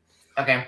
Part 1 specifically gets a 7, with the biggest critique being Barry's death, not being grabbed. But again, they were limited by their budget. Yeah. And let's be honest, you were never going to get a 1-to-1 adaptation with Crisis. It's just not going to happen. I don't want to get a big red anime movie with it edited and outgoing, but we didn't get that. I'm just going to be by Super Prime. That's Infinite Crisis. That's Infinite Crisis. But an Infinite Crisis adaptation would be badass. Infinite Crisis would be really bad and awesome. I'd love to see that. But Tevia, the Superboy versus Titan scene is a slaughter. It is. If that ever gets adapted to an animated movie, they would have to severely tone it down. They're going to make rated R, rated PG-13. Yeah, you would have to make an Infinite Crisis adaptation rated R. You kind of have to from the you're gonna have to. Look at that. Oh, okay, that killed off in that story. I didn't turn the care. If you're gonna do it 1-to-1, if you're gonna sanitize it to make it to justify PG-13, go nuts. But a true solid adaptation, it's gonna have to be rated R just from the core alone. Yeah, because you would probably kill a lot of people. Like you probably be unstable at the end in Countdown. No. He's more stable in this. Countdown is a mess, but this story made him a lot more psycho. Which actually, now that I think about it, Super Prime is actually in the original Infinite story. He does play a role, yes. But in this movie, he's not in this movie.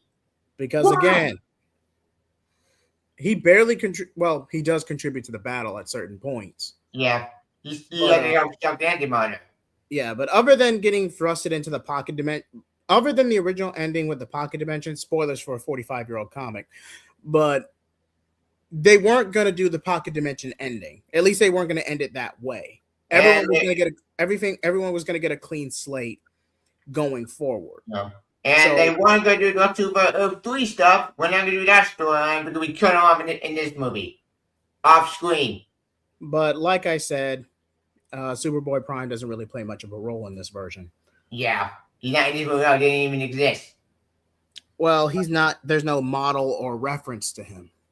True. But Earth to the Trooper. He's not in the. Okay, he's in this movie as a decapitated head. Yeah, constantly killed him off screen. Yeah, but what was I saying? Oh yeah, okay. Part 2 is the weakest of. It's mostly just part 2. Wait, I didn't get my ranking for part 1. Go ahead. You never gave your ranking for part 1. As for this movie, as a fan of the movie, even though we actually a billion depth, I give it a 2 out of 5. Okay, it felt showing my really potential. Now, is it a bad movie? Okay, you know what? Check it out. I'm at 2.5. Movie as a Flash fan, it's fine. It's serviceable. It's serviceable at best. It's not grand ever billion debit in the comic. I can billion debit going on for better. This was a fine part 1 at best. Do I hate it? No, I don't hate it as much as I used to, but it just a waste of potential. And it couldn't fans wasted, and it was just wasted. But that's it. And now for part 2. Okay, thank you. Part 2 is pretty much backstory and expedition. It's not as bad as the flashbacks and kind of bury all over the place, that whole 45-minute segment. It's not as bad, but it does mess up the tone. It's mostly what we discussed with Kara and Harbinger, her backstory, her time displacement, and Anti-Monitor developing a father-daughter bond with her. Psycho Pirate's narcissism and psychopathy. And everything leading up to him getting kind of recruited by the Anti-Monitor. Kind of. Well, the Anti-Monitor. But then going to part 3, the villains pretty much catch on that what Psycho Pirate did, and then they torture him on another Earth in the bleed. It was a whole thing. It was a mess. I get after Barry's death in the source material, Psycho Pirate was pretty much forgotten about, but yeah. Oh yeah, part 2 some cameos. I can't put this up. Hang on, I'm screen share right now. Okay, while we're waiting on that. Here it is. Yes, this was the majority of the marketing for part 2, the multiverse Bat Family scene. And Beyond, which I was so excited about Beyond, I've been happy, but he barely movie with what? You put Batman Beyond and I don't get to see more Batman Beyond. That pissed me off. The original actor for Batman Beyond came back for this, and he got like 3 lines. Yeah, I didn't like that. Why? You put Batman on my big Batman and you don't use them? Do something! Ugh. Yeah, it's Damon Wayne Robin, with Grayson Robin, which really you might as well just make Nightwing at this point. Yeah. But I get it. You had Earth 2, Grayson still Robin, even in his adulthood. Yep. Contrary to popular belief, Grayson rebranding as Nightwing was a relatively modern concept. Either he remained in earlier stories, like in the 60s and 70s, he remained Robin or retired altogether. I didn't know about that. Yeah, because again, the Nightwing persona debuted with Judas Contract in, I believe, 1984. I know it was right before Crisis. Yeah, I think you're right. It was right before Crisis, like 1984. Let's see. 1984. It was a 4-issue story in New Teen Titans. It was it was a 4-issue arc, and that's where you get the Disco Wing design. Yeah, because Grayson, although he had left being Robin, he kind of was civilian during that time, and Donna was team leader. Yeah, Judas Contract. It's a popular story for better or for worse, but Judas Contract had like 2.5 years worth of build up. If you actually read, but it was good. If you read Wolfman and Perez's run, even the social commentary about quid pro quo and the less said about Slade and Terra, the better, because I do not want to get demonetized. But for all intents and purposes, it's a very solid story and a key story to the mythos. The only difference between this Teen Titans 03 and the DCAMU version, 03 actually made Terra somewhat sympathetic rather than just basically Harley Quinn before Harley Quinn. Yeah, Terra was just a traumatized girl who needed guidance from her powers in Teen Titans 03 and ultimately trusted the wrong person. DCAMU tried to have their cake and eat it too by trying to make it a monster, but also trying to make it some of a character. It didn't work. It failed. But even then, Terra was always kind of monstrous to a degree because it was supposed to be a parallel between her and her brother Geoforce. Despite similar circumstances, one can be raised to do, one can strive to do good, whereas the other can be selfish and strive to do bad. Also, people forget, you've gone to Ultra into Jericho, Deathstroke other son. Yes, and he plays a role, but in the DCAMU version, Jericho. He's in the movie at the very end, but then that goes nowhere. He was a post-credit scene, and according to interviews with James Tucker, he was going to play a role in a script for Teen Titans 3, but it never saw the light of day. Well, that sucks. I want to look at that movie. And the only thing you really could do with a Titans 3 is maybe Nightwing and the team. Nightwing and Starfire getting married on Tamaran. Like that's probably or a major aspect in their relationship, with maybe a little bit of angst and fallout from Damian from the Judas Contracts events. Like, Deathstroke after he come back and not be Ryder's Pit nonsense or be Damian's rival. That always bugged me in the DCAMU. Why make Deathstroke Damian's rival? Why make Deathstroke Nightwing's rival? That's his villain, not Damian. I get what they were trying to do, especially with the nostalgia for Teen Titans 03. But the rivalry with Deathstroke is, well, really the DCAMU was really going off a Deathstroke and Batman rivalry from the Arkham games, which is practically non-existent in any other medium. But other than that, it's pretty much Scar it's pretty much the Lion King. It's basic. I mean, Son of Batman, Son of Batman 2013 is basically Lion King, but with superheroes. Oh, I was next in line. I was a high contender. I was deprived and snubbed. No. And actually, Ra's al Ghul. Yeah, the initial raid on Ra's al Ghul's compound wasn't even about Damian. Damian's just a byproduct for being Bruce's kid. Yeah, that's like stupid. And Deathstroke motivated to go to lead. He's an assassin, not a. Slade is more of a mastermind supervillain. He does become a secondary villain in season 4 for Trigon, but any other appearance, Slade is always the manipulator, the mastermind. Yeah, he's an assassin. A dark Batman, if you will. Yeah, and that's all he is. He did Nightwing villain through and through. Trying to make him a Batman like Demon Wing villain is dumb.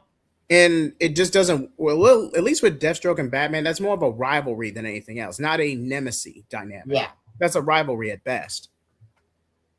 That's true. But like I said. I mean, look how way off topic are we? Yeah, we're going on a tangent at this point. Yeah, but I thought Judas Contract Horror, it's a good story. It's a chronic story when it's a world organization. Is it perfect in today's standard? No, but honestly, I enjoy the story. What a good story. It's a classic. The whole Marv Wolfman and Perez run in itself is a classic, but it does have its faults, and it's very much a product of its time. And but not only DC could bring Taylor back to life. Why? We were dead. But that's not how we're gonna need. But like I said, back to Crisis. I thought the Bat Family. This Bat Family was wasted. They do nothing, and just a waste of time and just waste of potential. And the Shadow Demon. That's the one I'm excited for, but they wasted it. Yeah, and the Shadow Demons were kind of wasted too. They were kind of just like you just had to expose them to a huge chunk of light.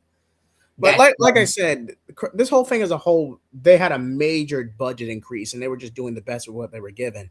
But the Shadow Demons did not come across as a genuine threat in part 2, like at all. Yeah, they didn't feel like a threat. They didn't feel like they don't kill any heroes, but there's one Shadow Demon they usually kill heroes. That happens. The villains do. That's the villain movie. The villain plan let's really play make no sense. That's in part 3. But basically this kind of leads into the major aspect. They're building up to the big reveal that instead of the Anti-Monitor corrupting Harbinger as she's warping around different Earths trying to save Psycho Pirate, she gets brainwashed by Psycho Pirate, and then in an angst-induced tirade, Heat visions the Monitor to death. With it dumb. With it what? You're telling us talk about manipulation super go to the point that he can in the Monitor. Why?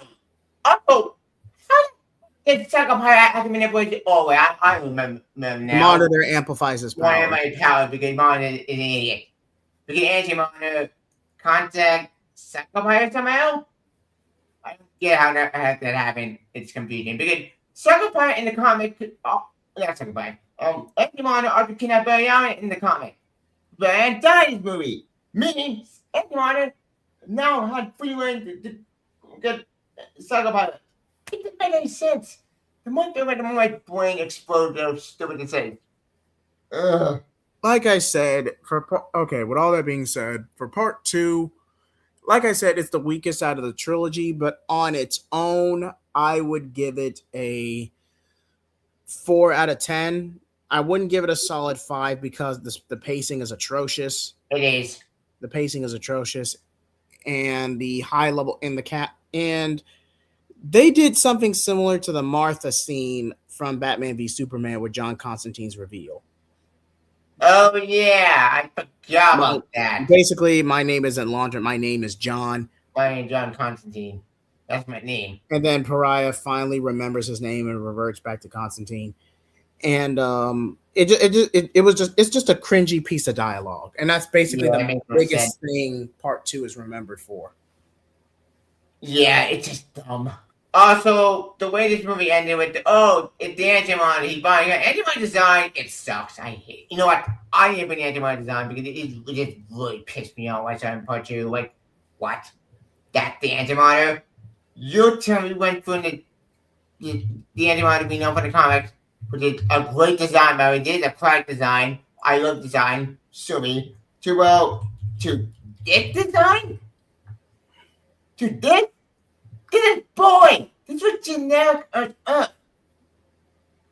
Sorry for the cursing, but this is stupid. This is not Antimatter. This is Antimatter. Green Lantern got this right. What? Couldn't we get this? Not this. Stupid. I hate it. To be fair, they knew Green Lantern, the animated series, was going to get canceled after one extended season, so they just pulled all the stops with the Anti-Monitor arc. But which is awesome and badass and amazing. And he got off what? This Anti-Monitor sucks. Well, it's like I said, it's kind of like the Great Darkness. It's more of a force of nature than a genuine villain. Yeah, I don't like that. Stupid. Like, I like this design better. This was the design that I grew up with because it made sense. This design is boring and stupid. And this is part 2. Part 2 ends with Anti-Monitor. So now you die and that's it. That's how part 2 ends. Wow. What a waste of a villain, and you wasted this great villain. Stupid. And Cameron makes a great segue for part 3, but that's a major reveal towards the end of part 3. So we're not going to say it. We'll say that for later, but my Mega Land, but I will say that awful reveal. But yeah, part 3 takes place right after. Wait, I didn't get my rating. Oh, my fault. Go ahead. It's okay.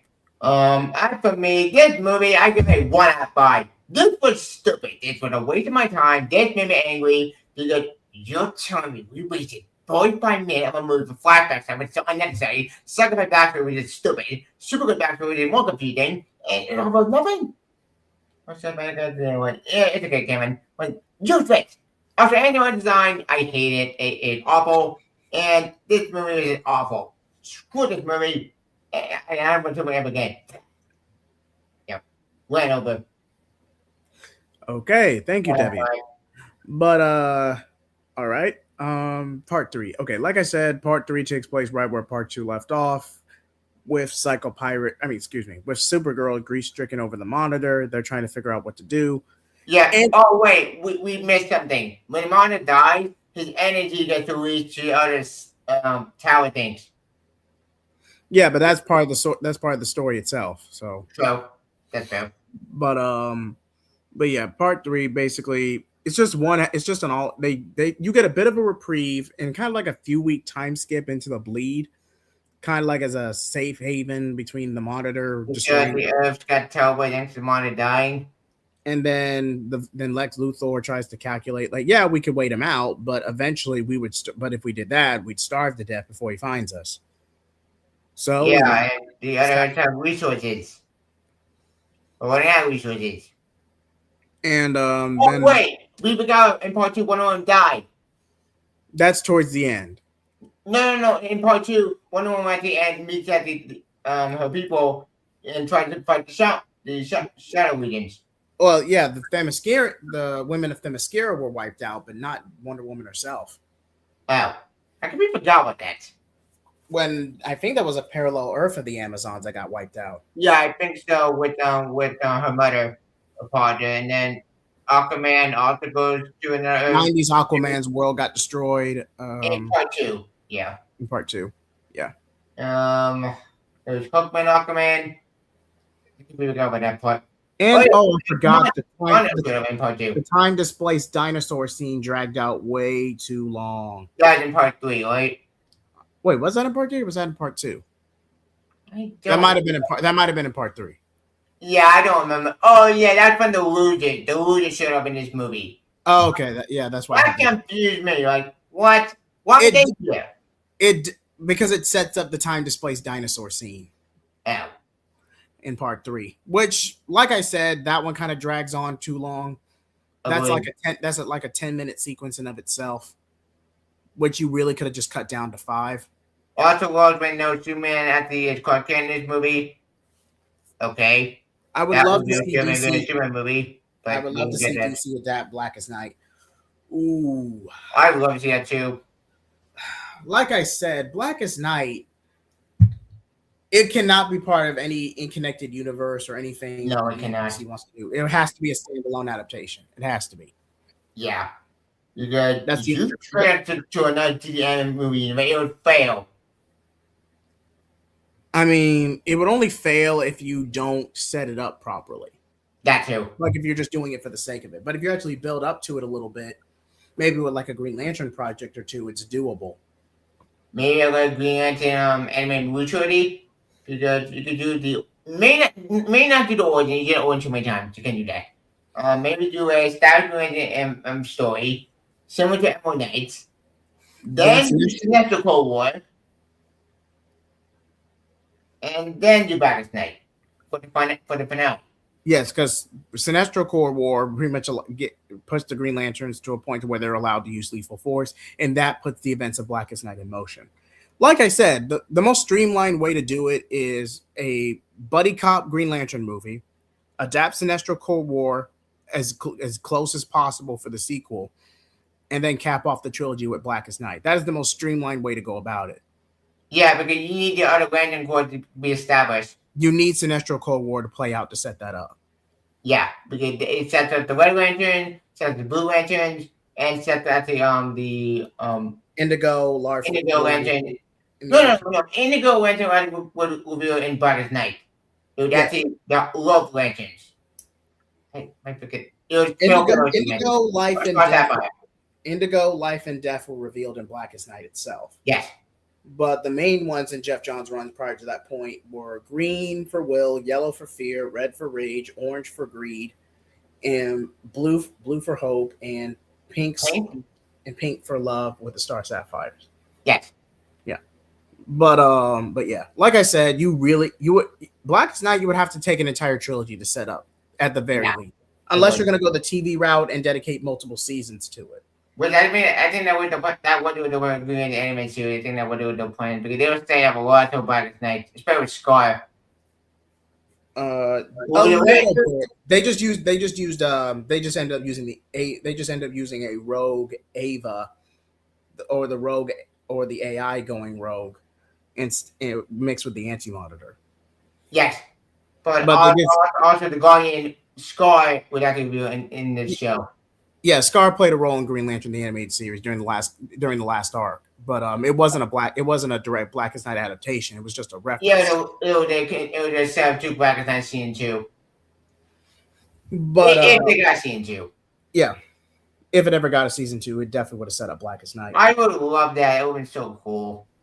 But maybe a Young Justice Green Lantern animated series special if it ever got a. I'll be all for that. If Netflix actually does get WB. You would have to change the art style, but a direct crossover would have been fantastic. Especially Laser. That'd be awesome. But Laser. He's in this movie. But briefly. But back to this.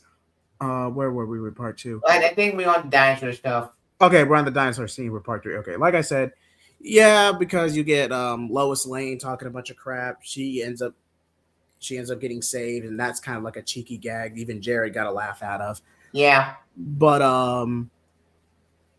I would love to see Green Lantern the animated series return as well as Thundercats. Thundercats 2011 return. Thundercats 2011 just had a bad syndication slot. It was a bad time, unfortunately, with that show.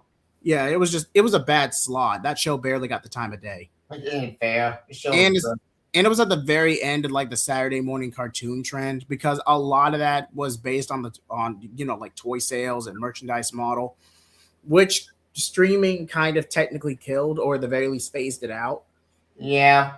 But yeah. Also didn't help that thing to that show we watched the young the toy sale, that makes no sense because toy sale don't mean any toy actually toy even existed.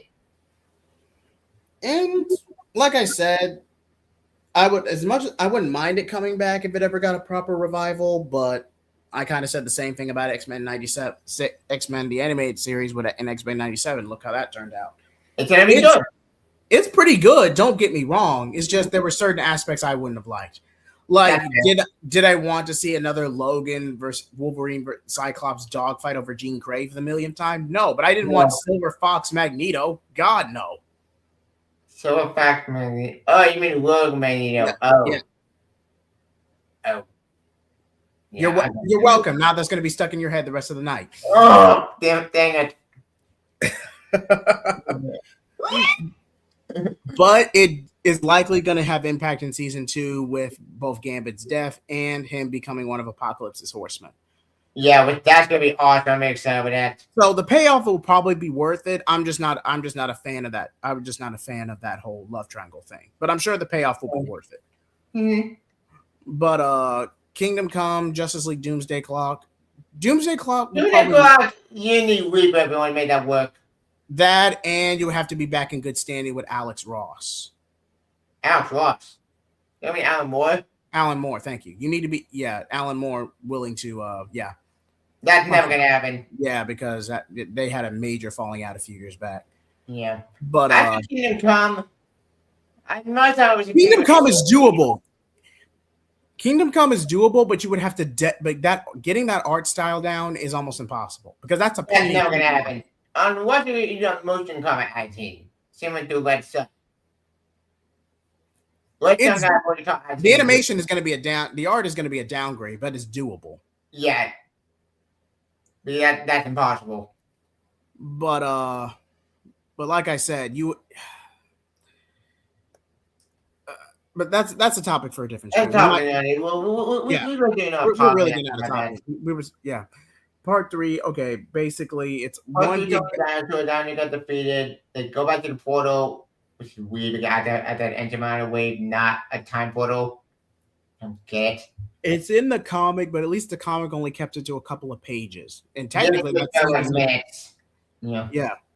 And they dragged that out to like 10 minutes. Whereas you probably could have cut it down to 5 for time if you structured this better. Agreed.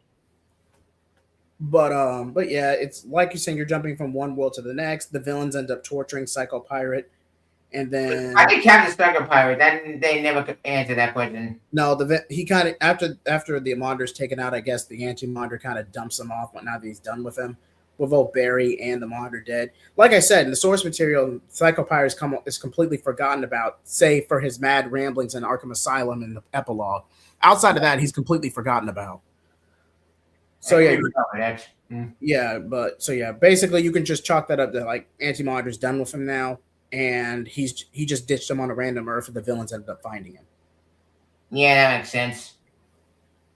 But Psycho Pirate ends up getting tortured by Lex Luthor and other multiverse villains, and then Martian Manhunter comes in clutch with Lobo and War in tow. And like I said, the entire third act is just kind of skipping a lot of stuff, because we kind of skipped Supergirl that they stuff, because Supergirl, I think we heard that she messed up. She talked to Superman about the situation, to both Superman, I think. Then they have a big plan to take out the Monitor by using solar cells and supercharging across 52 Earths and one direct hit. Saying that actually we see some cameo of some Earths. one cameo in the 1960s Super Friends cartoon. Yeah. So you got this entire cameo fest, and this with multiple Earths getting erased one by one, including a variant of the Justice League animation cartoon. And whether this is voiceover or AI, we don't know for certain. More than likely, this was voiceover. It was voiced by Kevin Conroy. Thank you. His final performance, and God, just hearing Kevin Conroy one last time almost makes this movie worth it. Yeah, that might be my favorite part in time movie. You get in my opinion. It's the one part I like that movie having irrespective after Kevin Conroy Batman way better. There's an the trajectory. You know what? I need to show an image. Like I'm just gonna show it now. Just no clips because I don't want to. Don't worry, it's fine. DC, Warner Brothers, and DC are very fickle when it comes to copyright. Man, I'm serious. Yeah, I know.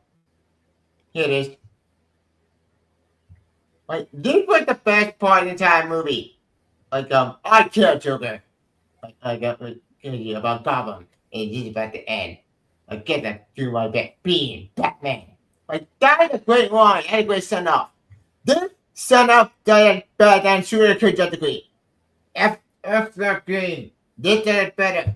Now, I don't know if Mark Hamill actually came back to do the voiceover or if it was someone doing a Mark Hamill impression. I want to say, yeah, that was what I was alluding to earlier. I had them mixed up briefly, but yeah, then you get the Aya cameo right there. Oh yeah, Aya shows up. So John Stewart did well. Apparently, I think through Randy Cogan established John Stewart not the best friend ever. Great, you pretty sure how Jordan's going to see again. Why? I want to say Hamill. I want to say Mark Hamill did the voiceover for that send off scene for Joker. But there was a brief controversy saying that could have been repurposed voice clips or an extra doing an impression of Mark Hamill, but I don't think it was ever proven. We don't know that. Yeah. But yeah. After the Jon Stewart grading, look, I love Jon Stewart, my favorite ever, but I don't like how Jordan getting put down again. Oh yeah. Speaking of how Jordan, I forgot he was in part 1. Yes, that was during the 45-minute expedition scene where they kind of just made Hal a jerk who kind of ditched the Justice League to focus more on Oa and in space. Yeah, I like that. Like, what? Come on. Give her doing something. They're making him a jerk and leave. Idiots. I hear that. Oh, they're me mad. Oh, yeah, Firestorm and some other move, but they do nothing. A lot of extras are just glorified cameos, and they just either die or outright get erased. Yeah, they do nothing. Then they make this later. I need to talk about that. Yeah. Then they make this big play to supercharge the Kryptonians in a mad dash to take out Andy Monitor in one blow. Yep. But Lois quickly makes the connection that if Superman does supercharge his cells to do his feat, he'll likely die in the process. And Jack Trooper knew about it. They just did playing like, Ruben, you sold it out. You made the Andy Monitor sold it out. And you're going to be saying, of course I did. Wait, huh? First off, what? Second off, huh? Because during those few week time skip, they were taking refugees from other Earths. Between food, resources, they could wait the Monitor out in the bleed, but they would starve to death. But Andy Monitor. So yeah, Luthor cut a deal and try to scavenge as many resources as possible. I don't get that. How the heck do you make a deal with Andy Monitor? I don't get it. Oh, it's Sacrifice I told him. My bad. Yeah, but yeah, then they make this huge play, but then last minute Kara ends up doing it for Clark because she doesn't want her cousin to die. And because the leadership is very dead, so screw it. I'm gonna stop myself and destroy the Andy Monitor because we're gonna have super good death. Which, like I said, between the budget cuts and everything going on with the Discovery acquisition at the time, they were making the best out of a bad situation. So I'm not going to fault them, at least in that regard. Agreed. But I think people go depth in this movie compared to the comic. It's still a downgrade, but it was received way better than Barry's was. I agree. Like I'll give this movie a super good job. We did have her death better in this movie. Granted, I like the comic version better. He read the comics, he went out with a badass. I have the image right here. Ooh. It's very, very small for it because it's I could still make it out though. You're good. Yeah. But this death was fought bad. We see on our back. He punched the Antimatter so hard. The boy like I'm gonna punch until you're dead. The Antimatter said, "Oh, with my dead body." Bam, and she kills it. Yeah. But we see one of it bad at the end. I'm really happy. Now after movie death, I think the death was fine. It was a good death. Not my favorite death in the world, but hey, it was better than a Billy Allen death. So I'll take what it gets. But and then you get everything with Constantine's backstory, everything we talked about. We get that plot twist. Dr. Fate explained that the unit was not built for the Tomorrowverse. It was built actually for one Earth, but if the Tomorrowverse is expanding. Basically, the Darkseid's a fixed point to preserve the cosmic balance. So killing him outright would just cause a doomed multiverse that would collapse. That would eventually collapse in on itself. Yeah, and that's what we're gonna do with Constantine, the plot twist with Antimatter not being a bad guy. No, but Antimatter is the antibody. I'm sorry, what? That makes no sense. They were trying to allude to the Monitor being a force of nature, but it just Antimatter is the antibody that destroyed her, and they started off with nothing. The Antimatter is more Antimatter to us. I'm sorry, what? That makes no sense. Well, how there more Antimatter? That's just dumb. That we should Antimatter. I think the fight more Antimatter as well. Pretty sure Countdown and 52 established that. But 52 established more monitors, not anti. There was one Antimatter, not more monitors. I'm just saying that's how they explained it. Yeah, true. In Countdown, it was more monitors, but in the Antimatter was just one Antimatter. I agree. Yeah, but it was just so dumb. This my head itch. Darkseid reveal.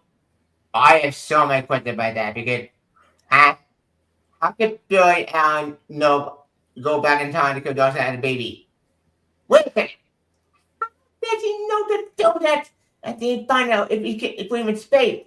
Basically, it's a reference to that throwaway line in Avengers Endgame where they suggested the idea. Yeah.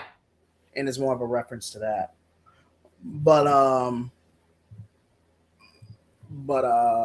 yeah, after all that, it's just one major battle to where they have no choice but to use the Miracle Machine as a Deus Ex Machina to basically combine the surviving Earths together and create new Earth and a clean slate for everybody. Well, I found him in the Darkseid baby. Okay, well, I'll still talk while I pull this up. Constantine originally tries to sacrifice himself, but the Miracle Machine doesn't deem him worthy enough. So then Earth 2 Wonder Woman ends up sacrificing herself. It is. Okay. Yeah, that Darkseid. If it sounds like we're skimming around a lot, I mean, again, there's not really. Part 3 is just one big battle outside of this one exposition scene, and we broke that up. And we kind of gave you the cliff notes on an earlier point. But like I said, part 1 and part 3 are pretty straightforward. It's part 2 that's going to give you most issues because part 2 is really dragged out. It is. Like, I think Darkseid baby had been in this movie. I get the idea of it, but it just makes no sense. The more I feel like, what? Like, Darkseid is a new guy. You can't kill a new guy with magic. Well, technically, he doesn't get the Omega Sanction until later in life. He didn't. That's true. It's bequeathed to him. That's true. That makes sense. My bad. So if you unalive him as a baby, it would have been before he received the Omega Sanction. Therefore, it wouldn't have. But someone ascending the throne of Apocalypse with the pantheon of the new gods, you kind of need that. You kind of need that role in order to preserve the balance. And you need actually like Orion and Do you guys think outside the DCU will be the last? This will be the last batch of standalone animated movies we'll be getting for a long time, depending if Warner Brothers does it over time. Potentially, but at the same time, I could see at least one Elseworld movie being sprinkled out a year. Because Black Panther when we got Batman Aztec, it was bad. you're still gonna get Elseworld movies sprinkled here and there because you have to find a way to keep the animation budget in place somehow. You can't just put all your eggs in one basket with the DCU. So you're not gonna get any. You're not gonna get an interconnected universe like the DCAMU and the Arrowverse were, but you're still gonna get Elseworld projects here and there. Whereas that's in this year we're getting Nightfall Trilogy, which might get canonized into the DCU after the fact, or it'll remain standalone. We'll have to remain and see. Yeah, my bet there it'll be standalone. It will not be cut to James Gunn universe, which I'm fine with that. Because that would fine in the movie favor. We're gonna get added of that story. Also, good news. Tim Drake Robin is the Robin in that movie. Thank God. Why wouldn't it? Tim Drake was the Robin in Nightfall. He is. And again, at that point in the movie. Not to Damon Wayne. Yay. Okay, you kind of lost me there, Tevia. It was confirmed today that Tim Drake Robin is going to be the Robin in the Nightfall movie. Okay. Thank you. But what was I saying? Okay. You were talking about after with Darkseid. Right. So basically, as a result of that, this the Tomorrowverse is kind of in flux. It's expanding bigger than what it was supposed to be, and at the end, if it doesn't outright collapse in on itself and destroy all reality, the anti-monitors are pretty much purging all these extra Earths as a mercy. Yeah, I thought so. That's what I meant, but made a mistake. So Tomorrowverse is basically the last connected universe. Pretty much, yeah. Pretty much. Which, let's be honest, the only reason they even did that in the animation side because they knew the DCEU wasn't going to work the way they wanted. So at least with that in the Arrowverse, you had something. Yeah, they have a backup plan because the DCEU was collapsing. Well, we have the other human connected with Albert and Emmett. Let's keep this going for a little while before we have to reboot and start from scratch and just start over again because reasons. They probably originally intended for the Tomorrowverse to last a little longer, but then the Discovery merger happened, and then you got then you got James Gunn coming into play, and like, okay, we're just going to scrub this after these are just going to be a series of transition movies. Then we're going to wrap it up with a Crisis on Infinite Earth adaptation because Hamada wanted to set that up for years now, and we'll just wrap everything. We'll just use Crisis to wrap everything up. Better than using Flashpoint again, so I'll give them that. I'll give them credit. Yeah, you're right about that. We did a new Flashpoint. But Flashpoint's been done too many damn times. I'm so done with that Flashpoint. I can't do anymore. I mean, the best outside the source material, the best version is Flashpoint 2013. Granted, there are changes in 2013. The only difference is in the opening sequence, it's implied that Thawne is the one who goads Barry into changing the timeline in the first place. But in the comic, you actually see Barry make that connection, get so pissed off, and ends up changing the timeline anyway. You actually get to see the build-up prior to Barry making the change. Yeah. We're talking to him at the waiting about every other look. We're going to New 52 and Pandora, so I don't know and whatever. But yeah, it's a whole thing. But for what it is, Flashpoint 2013 is a pretty solid adaptation for the most part. It's a better Flash movie than the other Flash movie. Yeah, but it's not a direct one-to-one, especially when you count the tie-ins. But as far as the main comic is concerned, it's a pretty standard adaptation. The live-action Flash, I mean, they were just going to use Flash to reboot anyway, so it really didn't matter.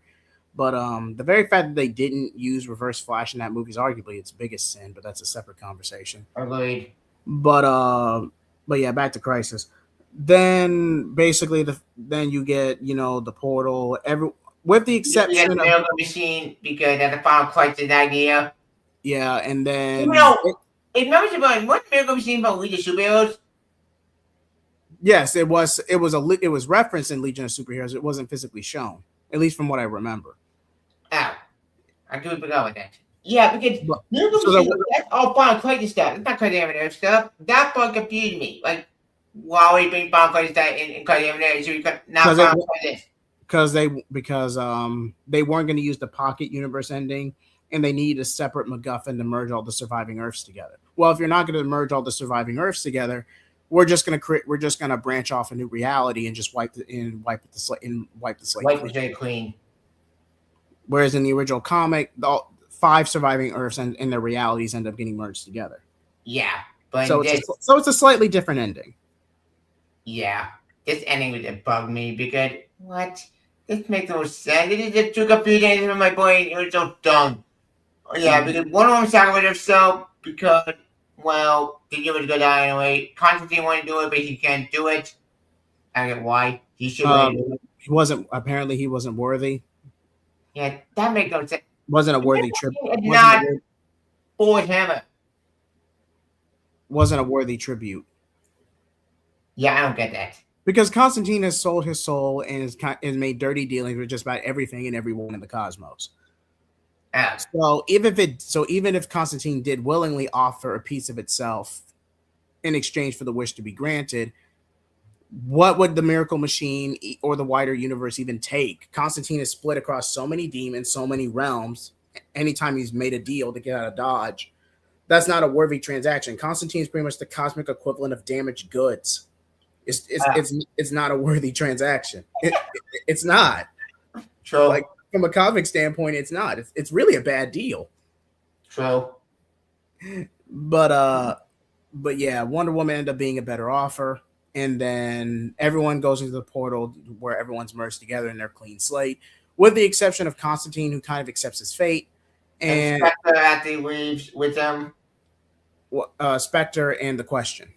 The Question was going to reject the new reality out of principle because he's a conspiracy nut. John Constantine feels like he needs to atone, at least in some capacity, for what he did, even if it meant death and even if it meant oblivion and death. And the Spectre is kind of just watching everything play out. I didn't realize Spectre does jump and shit in animated movies. Because he can't.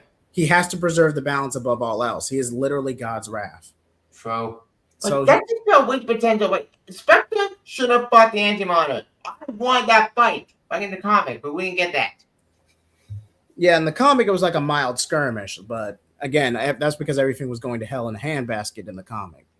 True. In the movie, they're gonna make in the movie trilogy, they were trying to make it as streamlined as possible.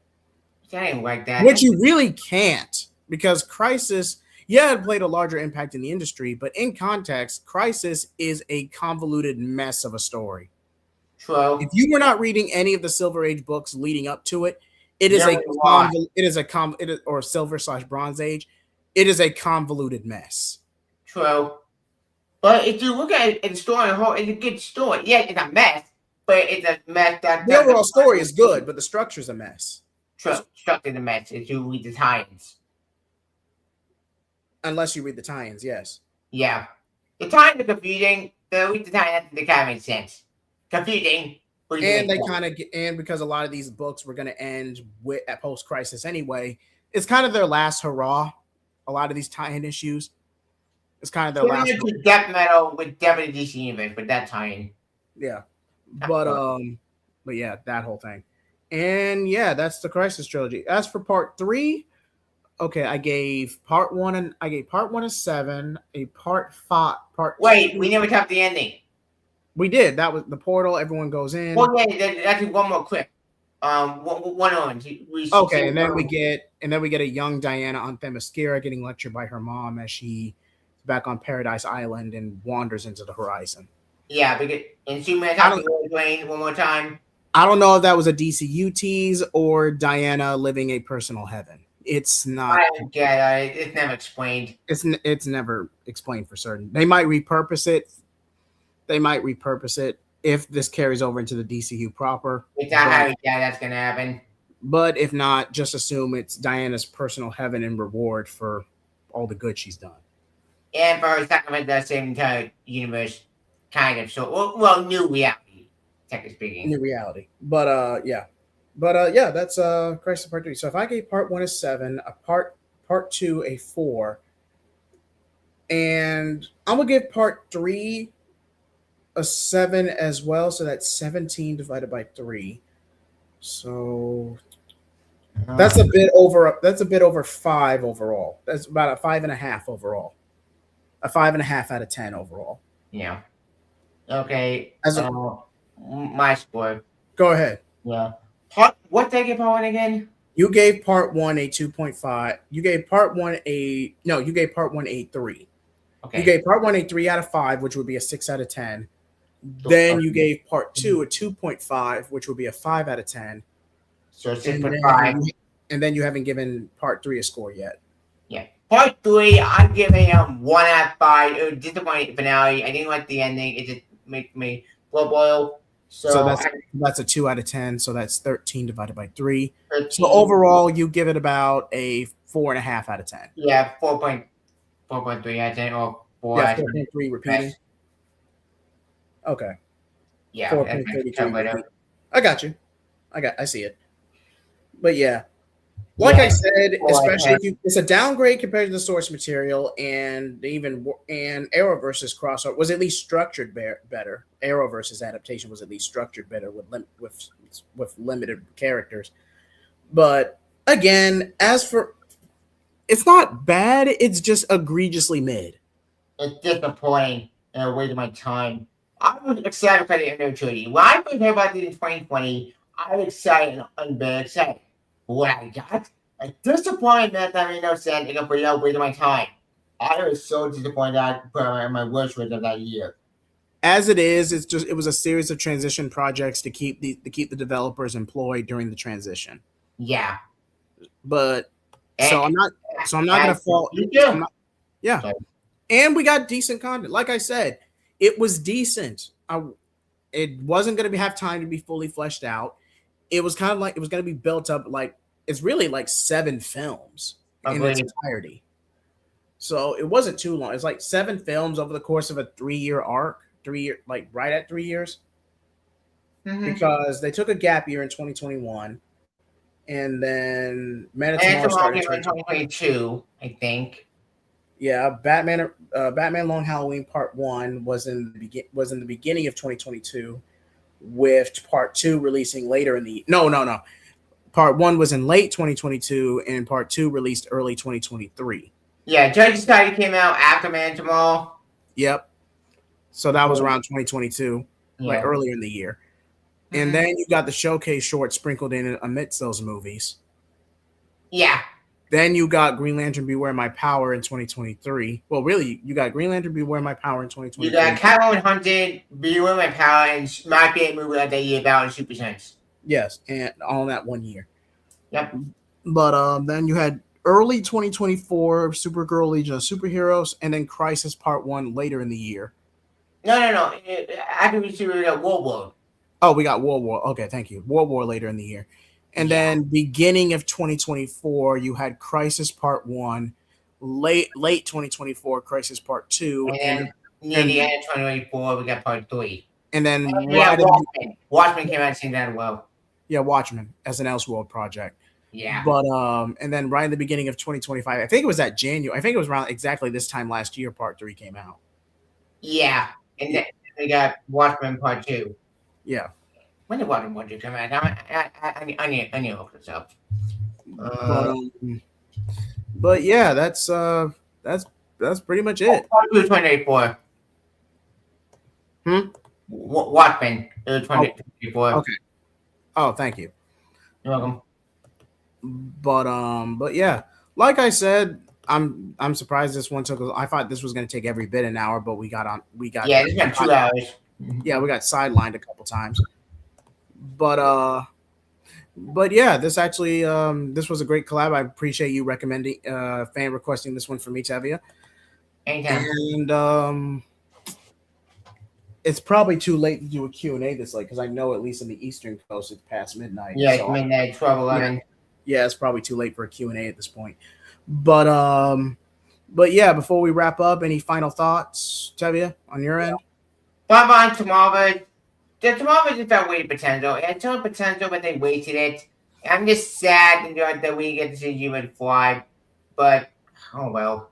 Hopefully, I think the future of DC animated better. I want them to get back on track again, like they used to do. I don't want more screw-ups. We actually watch the anime movie. That's really my effing time. I want to see the anime movie again. Now, good, not bad. But after the future animation, we'll see about that. But after Tomorrowverse, it was a fine experiment. Not the best experiment in the world, but not the worst. I seen far worse, but due to disappointment. But other than that, that's all up to Tomorrowverse. As for me, especially looking back for this video, I appreciate the Tomorrowverse for what it was. Sure, it was, from a business standpoint, it was a series of transition projects, but you could tell people actually dedicated time, heart, and resource for what little they had. And it had highs, it had lows, really more lows towards the end. Yeah. But if I had to say one that was objectively bad, Warworld, which really should have just been an extended showcase showing special and call it a day, and Beware My Power. But that's because really Beware My Power was overhyped because that was the first anything involving Green Lantern in over a decade. Yeah. And then they just completely dropped the ball. So Beware My Power was going to get a lot of heat regardless. No pun intended. Agreed. But yeah, those are the only two I could say that were objectively bad. Anything else was either mid to good, but not great. Yeah. Like I said, the closest you'll get to a 10 is The Long Halloween, but that's because it's a solid adaptation, albeit with a few minor changes. Yep. I agree with that. But, I mean, the best movie came out to A Man Tomorrow and Long Halloween. We love how it's awful. I hate that movie. It was insane. What was it? Terrible. It made no sense. We just superheroes. Forgettable. Quite the majority of it infuriating. So yeah, like I said, individually they're better apart than as a repackaged trilogy altogether because part 2 really drags it down. Yeah. Because of how poorly structured it is. But like I said, it's mid. It's like right in the middle. Yeah, I agree with that. But before we wrap up, Tevia, anything you would like to promote or what you got coming up on your channel? After what's coming on my channel, I did my reaction to my Doomsday X-Men teaser. If you want to check it out, you can check it out today. As for tomorrow, I think tomorrow. Wait, it's tomorrow. It's Wednesday. It's Wednesday. 10 bites. I'm actually going to read some comics. I don't know what's coming up this week. I'll do some reviews. But that's why I'm on my channel. I'm also moving back to Florida actually this week. You probably want to move back to Florida. Well, because my family moved back to Florida. My mom got a new job. So I'm going to move back to Florida. But other than that, advocate for my channel. The movie reviews. I don't know movie review I did like this week. I'll finish anything. But other than that, I mean that's all I got so far for coming on my channel. Yep. As for me, you could thank you so much, Tevia. Let me go ahead and take you out of full screen. What? As for me, you can find me at JHeatBlaze or JHeat75. I also do comics, video game playthroughs, just everything and everything across the board. And just like with this video, I also do fan requests. So if you have a particular topic you would want me to cover or react to, please feel free to either message me on social media or in the comment section of my videos, and we'll set up that potential collab or topic idea. Also, I had meant to do this last year, but I never got around to it, my Ironheart review, but I may just go ahead and force myself to rewatch the series. That way I get a fresh pair of eyes review. I mean, it's still bad, but hey, yeah. It was a fan request, and I just wanted to honor it. So, hey, at least it's better than Gotham Knights. So, not by much. It's not by much, mind you, but hey, it is what it is. But yeah, thank y'all so much for watching us, our first stream of the new year. Like and comment, subscribe. Thank y'all so much for watching. Flame off. Yep. Bye.